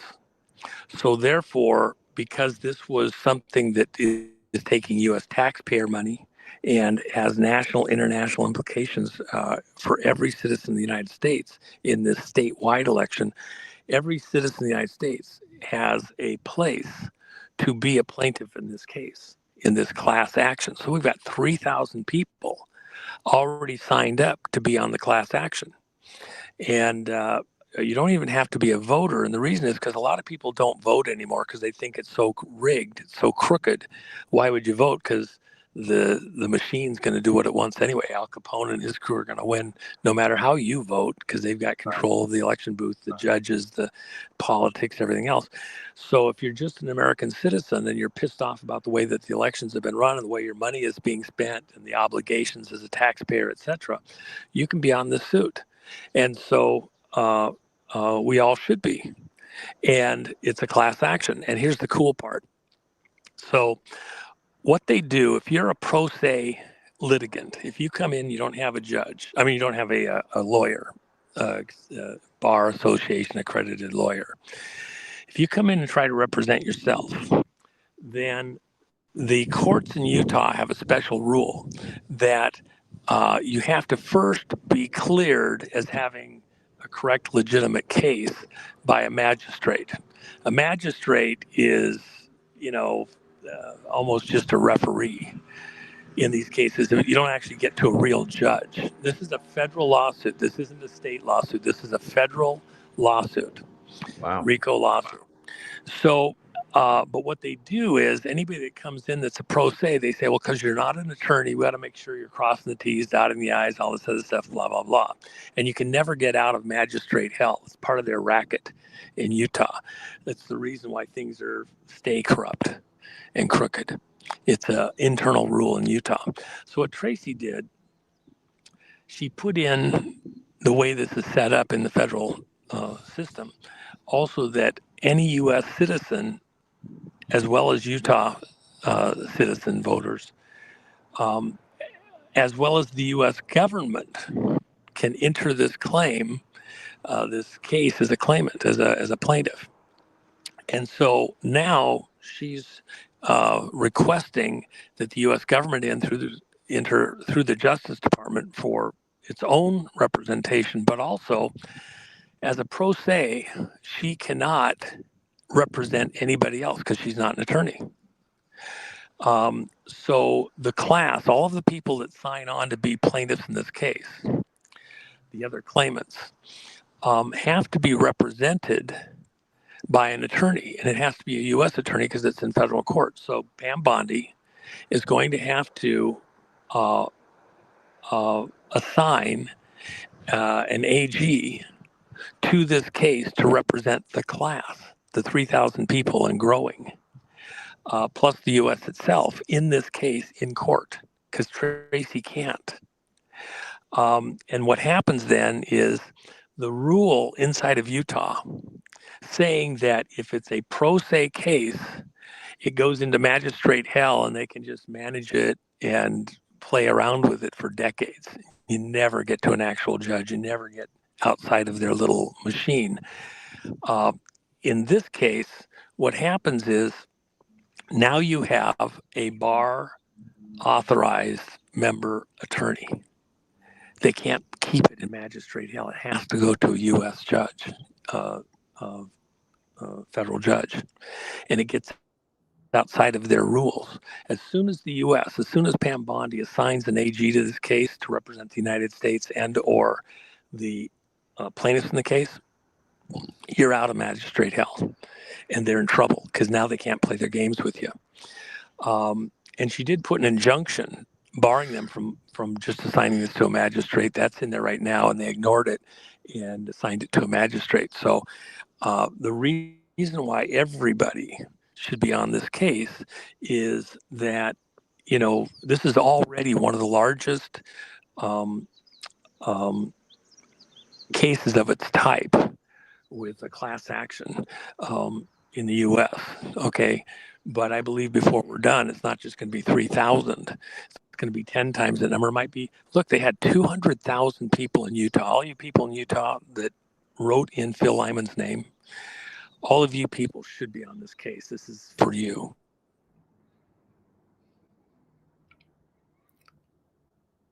Yes. 100,000 people. Just those on this case, let alone everybody else around the country, because everybody in the country is affected by this. The governor, who is not legitimately the governor of Utah, is out making international agreements on all of our behalf, and he's there through fraud. Okay, on multiple levels, and the senator, the lieutenant governor, other people down through the ranks.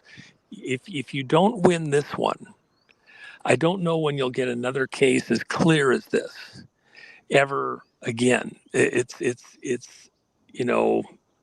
life or death for the political health, representative health of Utah. This is the one. Either you win this one or you'll never get another chance in your lifetime again.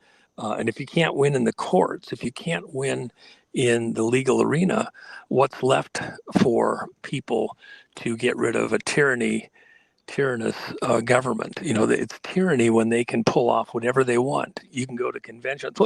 Part of the reason the convention is set up the way it is, Michael, is if you have the caucuses in the houses and they vote a delegate at the neighborhood level, people invite everybody over to their house, they have a caucus, they elect a delegate from the neighborhood to represent them at the state convention. So there was 4,000 people at the state convention. All of those people elected within the caucus system in Utah, communities all over the state. They go to the state convention, a facility that the state puts up. They spend travel money, hotel money, plus the night that they did their caucus. They prepare by talking to the candidates. They spend, hundreds of hours each preparing to go to this convention. And then they're there and they have a vote. And the law in Utah is if you get 60% or more of the vote at the convention from the delegates, you're the automatic candidate. You go straight on to the general ballot for the fall election. When that didn't happen for Phil Lyman, he put a lot of campaign money, and his donors put a lot of campaign money into the caucus system and into the state convention to win the party nomination. That costs real money, time, everything, to then be the one that goes on the general ballot. When they did what they did and ignored the state convention against the state law, and went through this other system, getting the 28,000 votes to put them on the ballot in the fall election, then frauded everybody that they were the Republican nominees. They could be put on the ballot, but not as, if they'd had the 20,000, which they didn't have, but not as the Republican candidate. They'd just be on there as their own independent thing. They were put on as the Republican candidates and pushed the people that were legitimate candidates off to the side like they didn't even exist. Okay, and ran an illegal election, totally illegal by Utah law, totally illegal. And when you complain to the courts, the judges are looking at the sky, they're counting sheep, asking what's on the menu for lunch, whatever. They won't even let you get in through court, okay, because it's a fixed system. It's their own little cabal. That's why it's a RICO. They were racketeering to engineer how the election was going to be conducted illegally. And so within that context, numbers mean things, even to the federal government, Pan Bondi, et cetera. If you don't have enough numbers, even 3,000, which is an astonishing number of people have already signed up in the little bit of time that this has been out there, a lot of people don't understand the magnitude of this particular case. You get 30,000 signatures. You get 300,000 signatures. How is the Justice Department, Pam Bondi and everybody else going to ignore this? Okay. The will of the people is being denied. I think that numbers do matter in this, and that you have to make known decisively that we're not going to be shut down, put away, ignored. And even now in the courts in Utah, they know that 3,000 number. It's only been out for 2 weeks. It only was filed 2 weeks ago. We haven't even got all the main players served yet. They're doing some of that today, right now. There's 12 people named in the lawsuit right now. The number of people, as they find out, that are plaintiffs in this case is going to continue to go up, and they're going to have federal representation from the Attorney General's office for the class, all of those 3,000 people and growing. And at that point, the judges, the magistrate system in Utah, you can't say, oh, it's just a pro se person, so we can ignore this. As soon as you have a USAG assigned to this case, and they're a member of the bar, which they're going to be, it has to leave the magistrate system, go straight to a federal judge, and the rest is just a matter of timing, because the case is very well documented, very well put together, and it's going to go to a jury. And by the way, if an AG is assigned to the case, this is a really interesting little point. If an attorney from the U.S. Attorney's Office is assigned to the case, in the course of their work through discovery, investigation, depositions, evidence gathering, if they learn of anything that constitutes a federal crime, then, or even a local, by the way, they have to refer that to the criminal division for investigation. So to the extent that these things were crimes, which they were, as soon as they have guilty knowledge through being involved in the case and they see evidence of a crime, they have to refer it to the criminal division of the Justice Department for criminal investigation and action.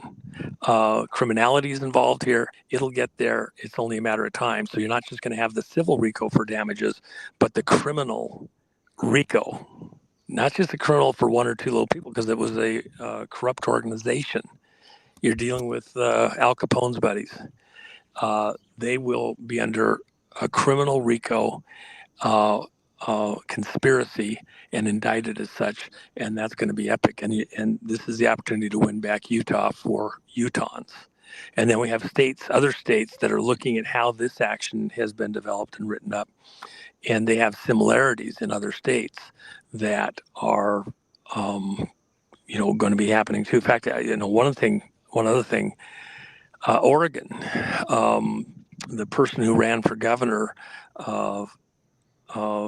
last time around, and who had the election stolen from him in various ways, on the way that the campaign money was brought in. She filed quo warrantos, where the people in office had to prove that they were there legally. It's a particular type of filing. The courts in Utah just shined them on, wouldn't do it. In Oregon. Oregon laws written in a way to keep you from getting into any court in any meaningful way, or to the Supreme Court. And they reread the rules, so they understood, actually what they're saying you have to do, you don't have to do based on the way the law is set up. So the courts wouldn't let them force these people in office to answer the quo warranto. Are they there legally, legitimately, according to constitutional law? They filed in the Supreme Court, and the Supreme Court docketed the case about a month ago. So there's a Oregon quo warranto case before the Supreme Court, U.S. Supreme Court, that is docketed. Now, to just get on the docket is like 1 in 1,000 get there that file. But getting past the docket and actually going to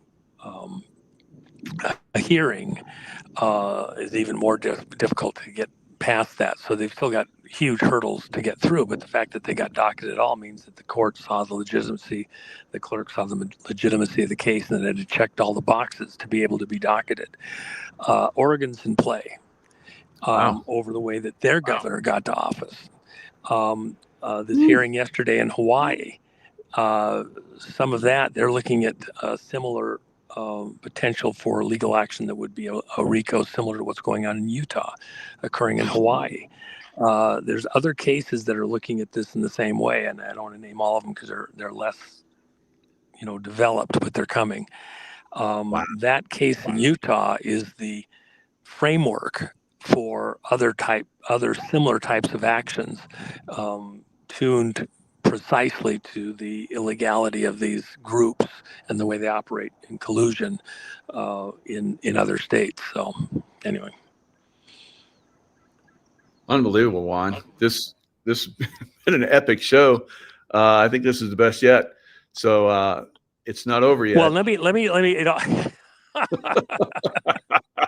And you're proving. Okay, I apologize. You know what? That's true. Even more so you're now. You're a good guy. I'm glad we brought this up. It's good. Well, okay. So I got one and one more thing. Awesome. Okay. And also, by the way, and it also does this. It slices, it dices, it cubes. Tina Peters. Oh, please. Yeah. In fact, I'm doing Tina Peters' show later today, by the way. Really? So I'm looking forward to that. Yeah. In fact, I'm doing it with Tracy Halverson because her case has overtones into Colorado. 2020, it's not over yet. You know what? You know what we got to do? I got to send the website, Jen's website, thejennifermack.com. We got to send it to all these politicians that are named in these suits. You know why? They need Nino's hand cream. I probably better go out and get it again. It's really high quality stuff. They need the Nino shirt. Okay. Okay. Hand ring. Make a little money off of it. Heck, why not? That's right. But I saw that all your silver coins are almost all gone. You've only got one left. I'm so glad I got them. Wow. Well, the only one out there right now is the Gitmo coin, and we have quite a bit coming out of that. You guys better get it. Getting good. I didn't move the prices up when we had that spike the other day because I knew it was going to come back down. I told people that too, and in some of the shows, that I didn't expect it to stay up there this round when it punched through 50. That it would go through it decisively, but would probably settle down. It's going much higher. 70 is the next real checkpoint, and it's continuing to power through. So the Gitmo coins that are there on All Patriots at Gumroad.com. I'm so glad I got all of those coins, and they're all worth like 2-3 times more than what I bought them for. Wow. Well, we have just a handful of the 2023s, and they're radically up there. And somebody just told me the other day that they had actually were trading at the dealers higher than what we had them on the site. Sure, we didn't realize we had them there for that. But anyway, more. And all of them tell a story together, and I didn't even keep. Oh my gosh, we sold all of the coins we had to go into my own handful of coins and give them out on the Melania coins. Good job on you, Joe. But anyway, no, I wanted to say this one thing. So, and I apologize for running long on this, but I think this is a super important point I mentioned the other day on a couple of shows, but I want to make sure we have your listeners understand this. Trump said, you don't have to trust that I'm saying this. Trump himself said the other day in an interview that he was getting ready to sign a executive order concerning paper ballots.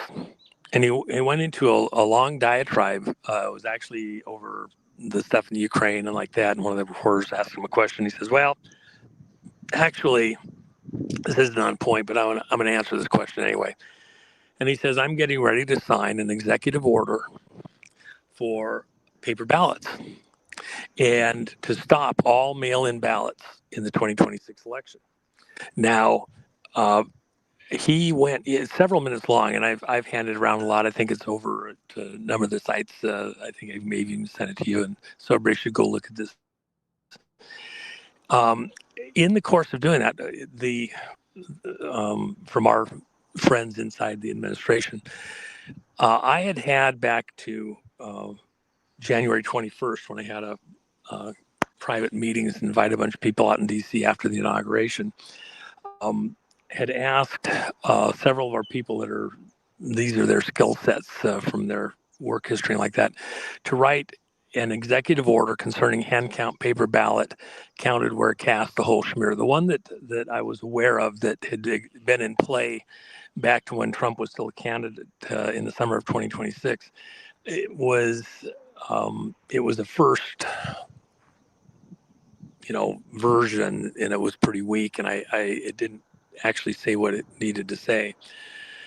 So I'd asked some of the folks with me there if they couldn't work through that, and we did as a group, and came up with a 17-page proposed executive order concerning hand count paper ballot counted where cast, precinct 1,600 or less. And at the very outset of that executive order, in order to implement it, it included a national emergency related to elections, so that you had executive authority, or in some ways of saying it, commander-in-chief authority, to control things down below the federal level all the way into the state and county and municipal level. And the reason is because it's at the county level that people get on as a registered voter. And we know that the voter rolls are completely corrupt, can't be trusted, and they can't really fix them with any system that's out there the way it is right now. So you have to essentially wipe the slate clean and start over. So this proposed executive order, 17 pages long, and that was just by accident, actually, as concise as we could make it, was then we put it out publicly. You can go find it. It's out there, the version that we came up with. And then was on the president's desk. No machines allowed, strictly a paper ballot, hand counted. We understand that it's like 80% of what we have there, maybe 90, is what's going to be used in what the president's legal team have gone through and come up with their own version of this. We just proposed it. Here's the things we think need to be in here and why, etc. So we'll be watching to see what it is, but the president says he's going to sign an executive order, and people that we have as contacts say it's pretty close to what we had submitted as a group. And he's going to put that out there. At the moment that he puts that out there, and he said he's days away from doing this, that's like declaring war in itself on the people running the illegal side of these elections, because they won't be able to pull off the frauds that they've been doing within the election system. It's like a death knell for the rhinos and Democrats that have been doing all of their scamming and like that, and it'd be run supervised at the federal level by troops if necessary. And the president, when he does that, you have to stop and slow down. This is where it relates to Tina Peters. As a prelude, the first thing he does before he implements the executive order, or simultaneous with it, is declares a national emergency related to elections. And then within that national emergency, he implements that here's how we're going to run the 2026 election. It doesn't matter what and by the way, because it's in the context of a national emergency, no judge at the state or federal level can stop him. You wanted a guy that operates as king? Well, it's actually not king, it's commander in chief. So he takes control of the elections as the executive to run a fair election in 2026, and mandates from the federal level exactly how that's going to be conducted, and no judge can stop him. There's no federal injunction or anything like that that's going to stop him. And so that's just going to be wasted time and energy to try and do that. Won't happen. And within the context of a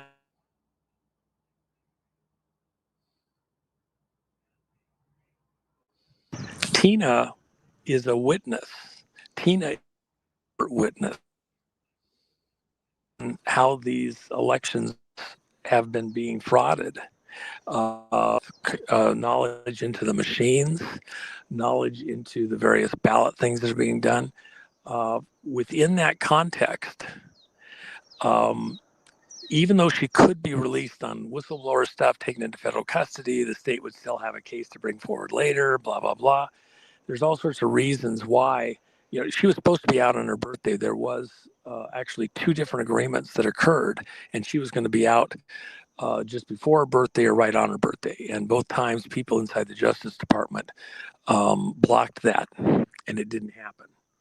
And so then there's been this thing where it looked like within the courts, the habeas corpus thing was going to get acted on by a judge and still in play and could happen any day. But it, becoming more and more questionable that would happen. Well, Trump said he's going to sign this executive order very shortly, days away, according to his words, not mine. Then when he does that, almost certainly in order to pull off what he's going to pull off, he has to declare a national emergency within the elections. I believe that it's quite likely, because Trump has said 3 times now, set Tina Peters free, get her out of there. Okay. That simultaneous with that, I wouldn't be a bit surprised if there's guys waiting at the door right there at the prison to walk in a few seconds later and go take physical custody of Tina Peters and get her out of the hellhole. But that would be something that I think we should expect to happen in the context of the declaration of a national election emergency and the executive order. And by the way, the last executive order in the elections was Executive Order 107, signed at 107 in the afternoon Eastern Time nice. By the president on March 25th of 2025. Now, that executive order was about the states and the counties cleaning up the voter rolls prior to the 2026 election, gave them 6 months to do that. Well, September 25th, none of the states had done anything of meaning. None of the counties had done anything of meaning. They thumbed their noses. They gave the finger to Trump and the executive order. So the context for an emergency, a national emergency, and another executive order going down into the counties and the cities on the way the elections are going to be held, let alone the state level, is in the context that they thumbed their nose at him. So he's going to come back and, be far more forceful and proactive to get done what needs to be done because they ignored the last executive order. And it'll be interesting to see what number gets assigned to this executive order. It'll probably have a significant meeting also, including the date that he signs it. Going to war with the monsters. So anyway, we're watching close, and that could be how it happens for Tina. We don't know. I just know that we're all in prayer to get the right outcome for Tina. And every day in there, she is a political prisoner. At 70 years old. Come on, man. She never even had a parking ticket, speeding ticket. Okay.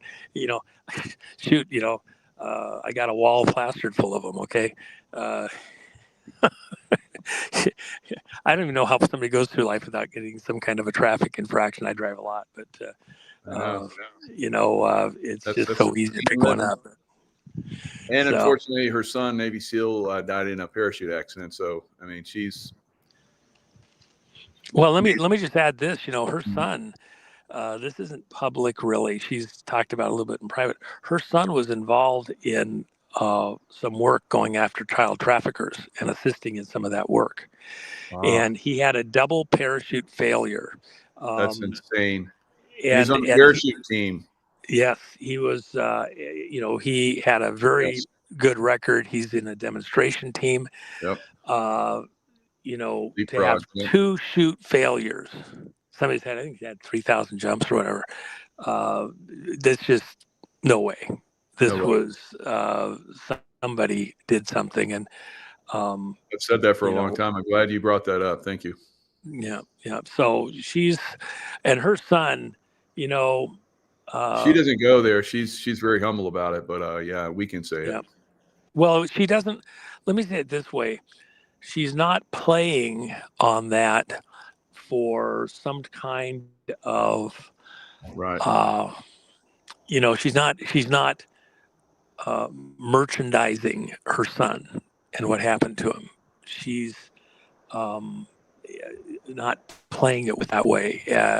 She's trying to do things based on their merit without, pulling that heartstring or whatever. Like you should give her a pass because of that. But she doesn't have to. We can. This is atrocious what these people have done. So, by the way, don't think for a second that any of those monsters in Colorado that did all sorts of chicanery to make her the bad person and draw attention off themselves is going to get away with this. Before God in his heaven, they will not skate free of this. They will. It's easy to dish out. Let's see how they take it when the tables are flipped and they're on the receiving side of what's about to come. So they'll be crying. That's why they usually do it. Yeah. Begging for mercy. Michael, I gotta tell you, Epic.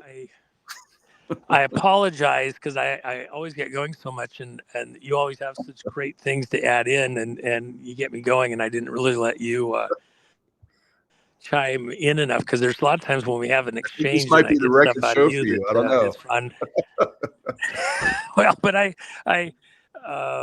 we ought to flip it sometime, and I get to interview you. And I shut up and listen to you. You're too gentlemanly. I'll get my boots out. Well, by the way, you had it at the beginning of the show for a second or two. There's stuff going on in Brazil. I mean, I'm getting live reports from my guys that are down there in the midst of this. I mean, talk about a war. Oh my gosh! I mean, talk about bringing back memories. I was just sitting there. They had the reports were 60 some odd people killed, 80 injured or whatever, and it was way higher than that. That was probably easily double that number, and it's still going. And it's while we also have stuff going on. We got 10,000 guys ready to go right into Caracas right now. We've got all of the aircraft, munitions, carrier task force. We're ready to go at it, and it's going to be epic. And so the situation in Brazil is pretty wild. It's going to be similar to what's going to happen in our cities. I think that's what I was talking about. Because Bolsonaro was basically, he had his election stolen from him, just like Trump did.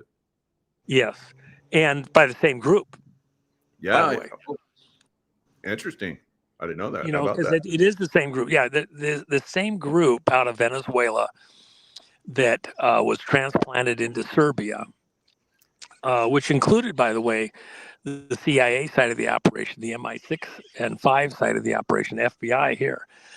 They're all collusive, working with the vote cartel, the criminal vote. You got drug runners, you got rum runners. Last century, you got all these things. Well, these are the vote runners, and they're trading in illegal votes because illegal votes are worth more than counterfeit currency. Counterfeit votes are worth more than counterfeit currencies because they control the currencies, right? And the spending and everything else. So the people that we have in physical protective custody here in the U.S. right now who stole the 2020 vote and other votes around the world, they say they actually, in being interviewed by a person that everybody in this audience would know instantly by name, when that person was interviewing him last summer, the person asked him, well, how many countries have you done this in besides the United States? And they said 71 was their personal count. 71 countries. They had flipped the vote, got people into office who weren't the vote of the people. And includes places like South Korea, Brazil, Mexico, all sorts of places around the planet. But they moved from Venezuela as it went into chaos back in 2018 and 19. They moved to Serbia. And the next location, because they're setting up a new operations center in Serbia, which, by the way, the building they're in is half owned by John Brennan. Think about that. Brennan, CIA, former CIA at that time, he is half owner of the building they move into in Serbia with the wealthiest man in Serbia, Wow. this billionaire. And so they co-own this building with all the servers that's being used to cook votes all over the planet. But they had to test the system. Do you know where they tested the system first time out? South Africa.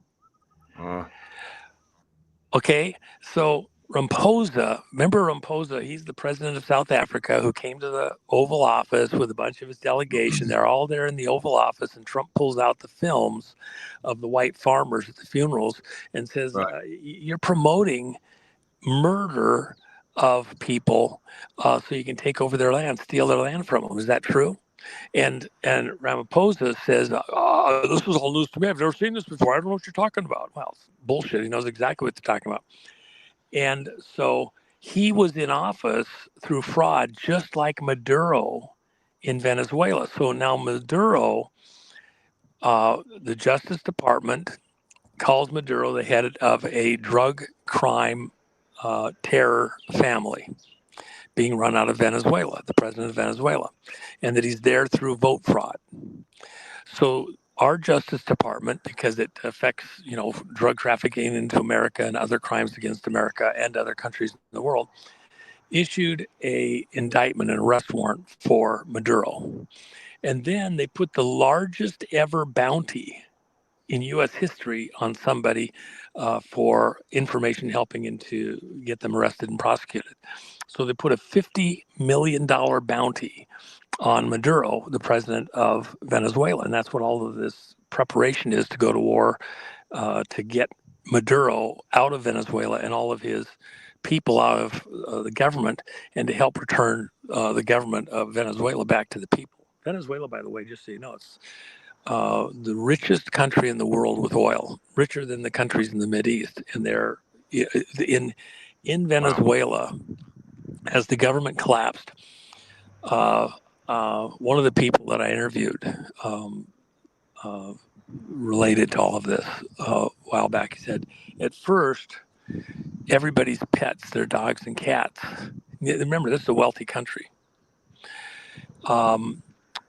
started disappearing because the people were eating them for food. People were grabbing any pet off the street they could get for food. Then it was the rats. They started disappearing, and then the mice.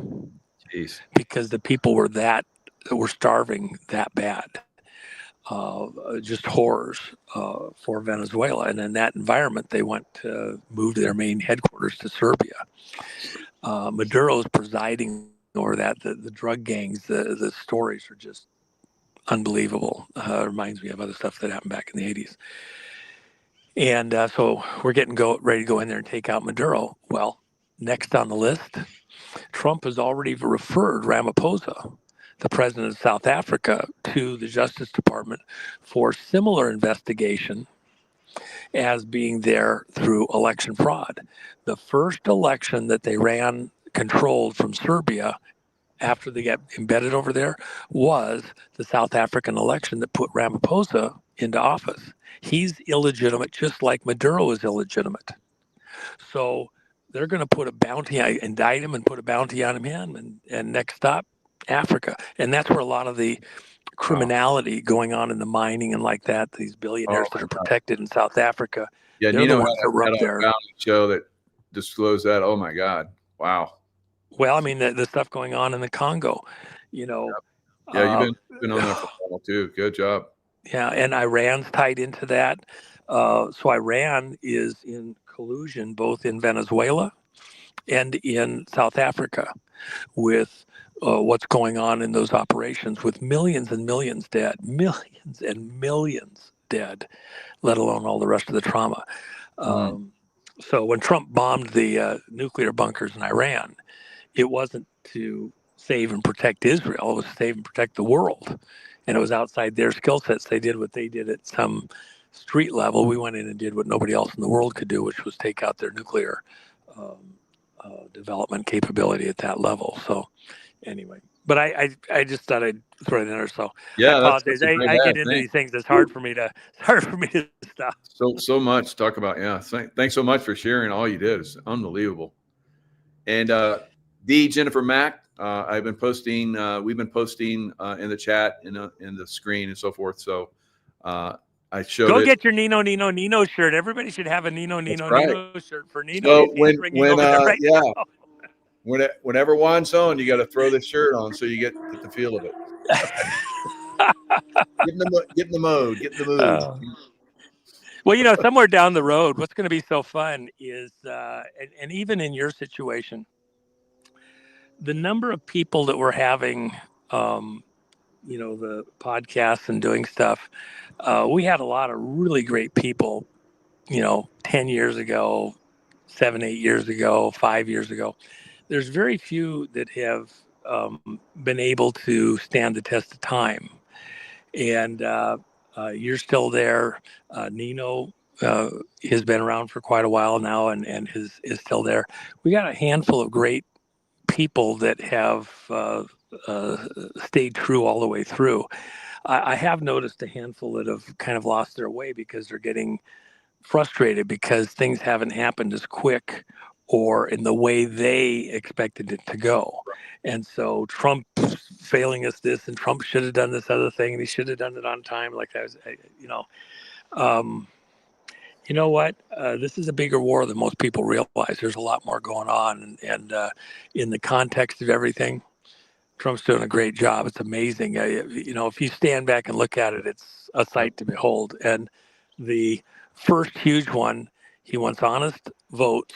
That's the first thing is legacy. The second thing is honest money. And so the way we handle our elections, and then the way that our money is denominated as a treasury operation, not a international Federal Reserve banker, shyster, City of London operation.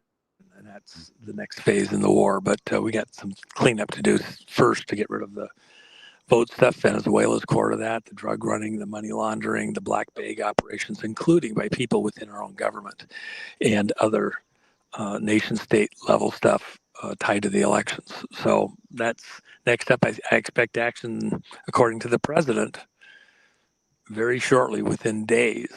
When he signs the executive order, I believe he has to sign the national emergency at the same time, just prior to it. And,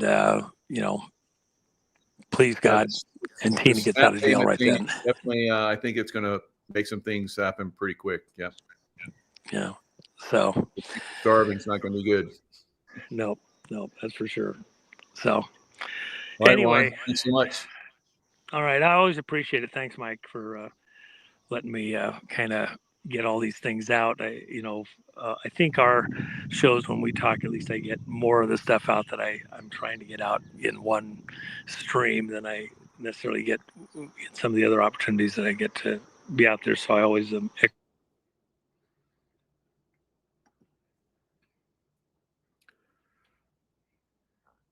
Well, it's like it was pent up. You let it all out. That's good. Yeah. Okay.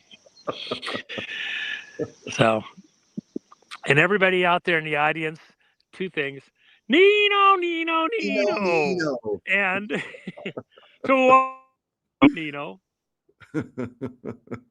Hurry up.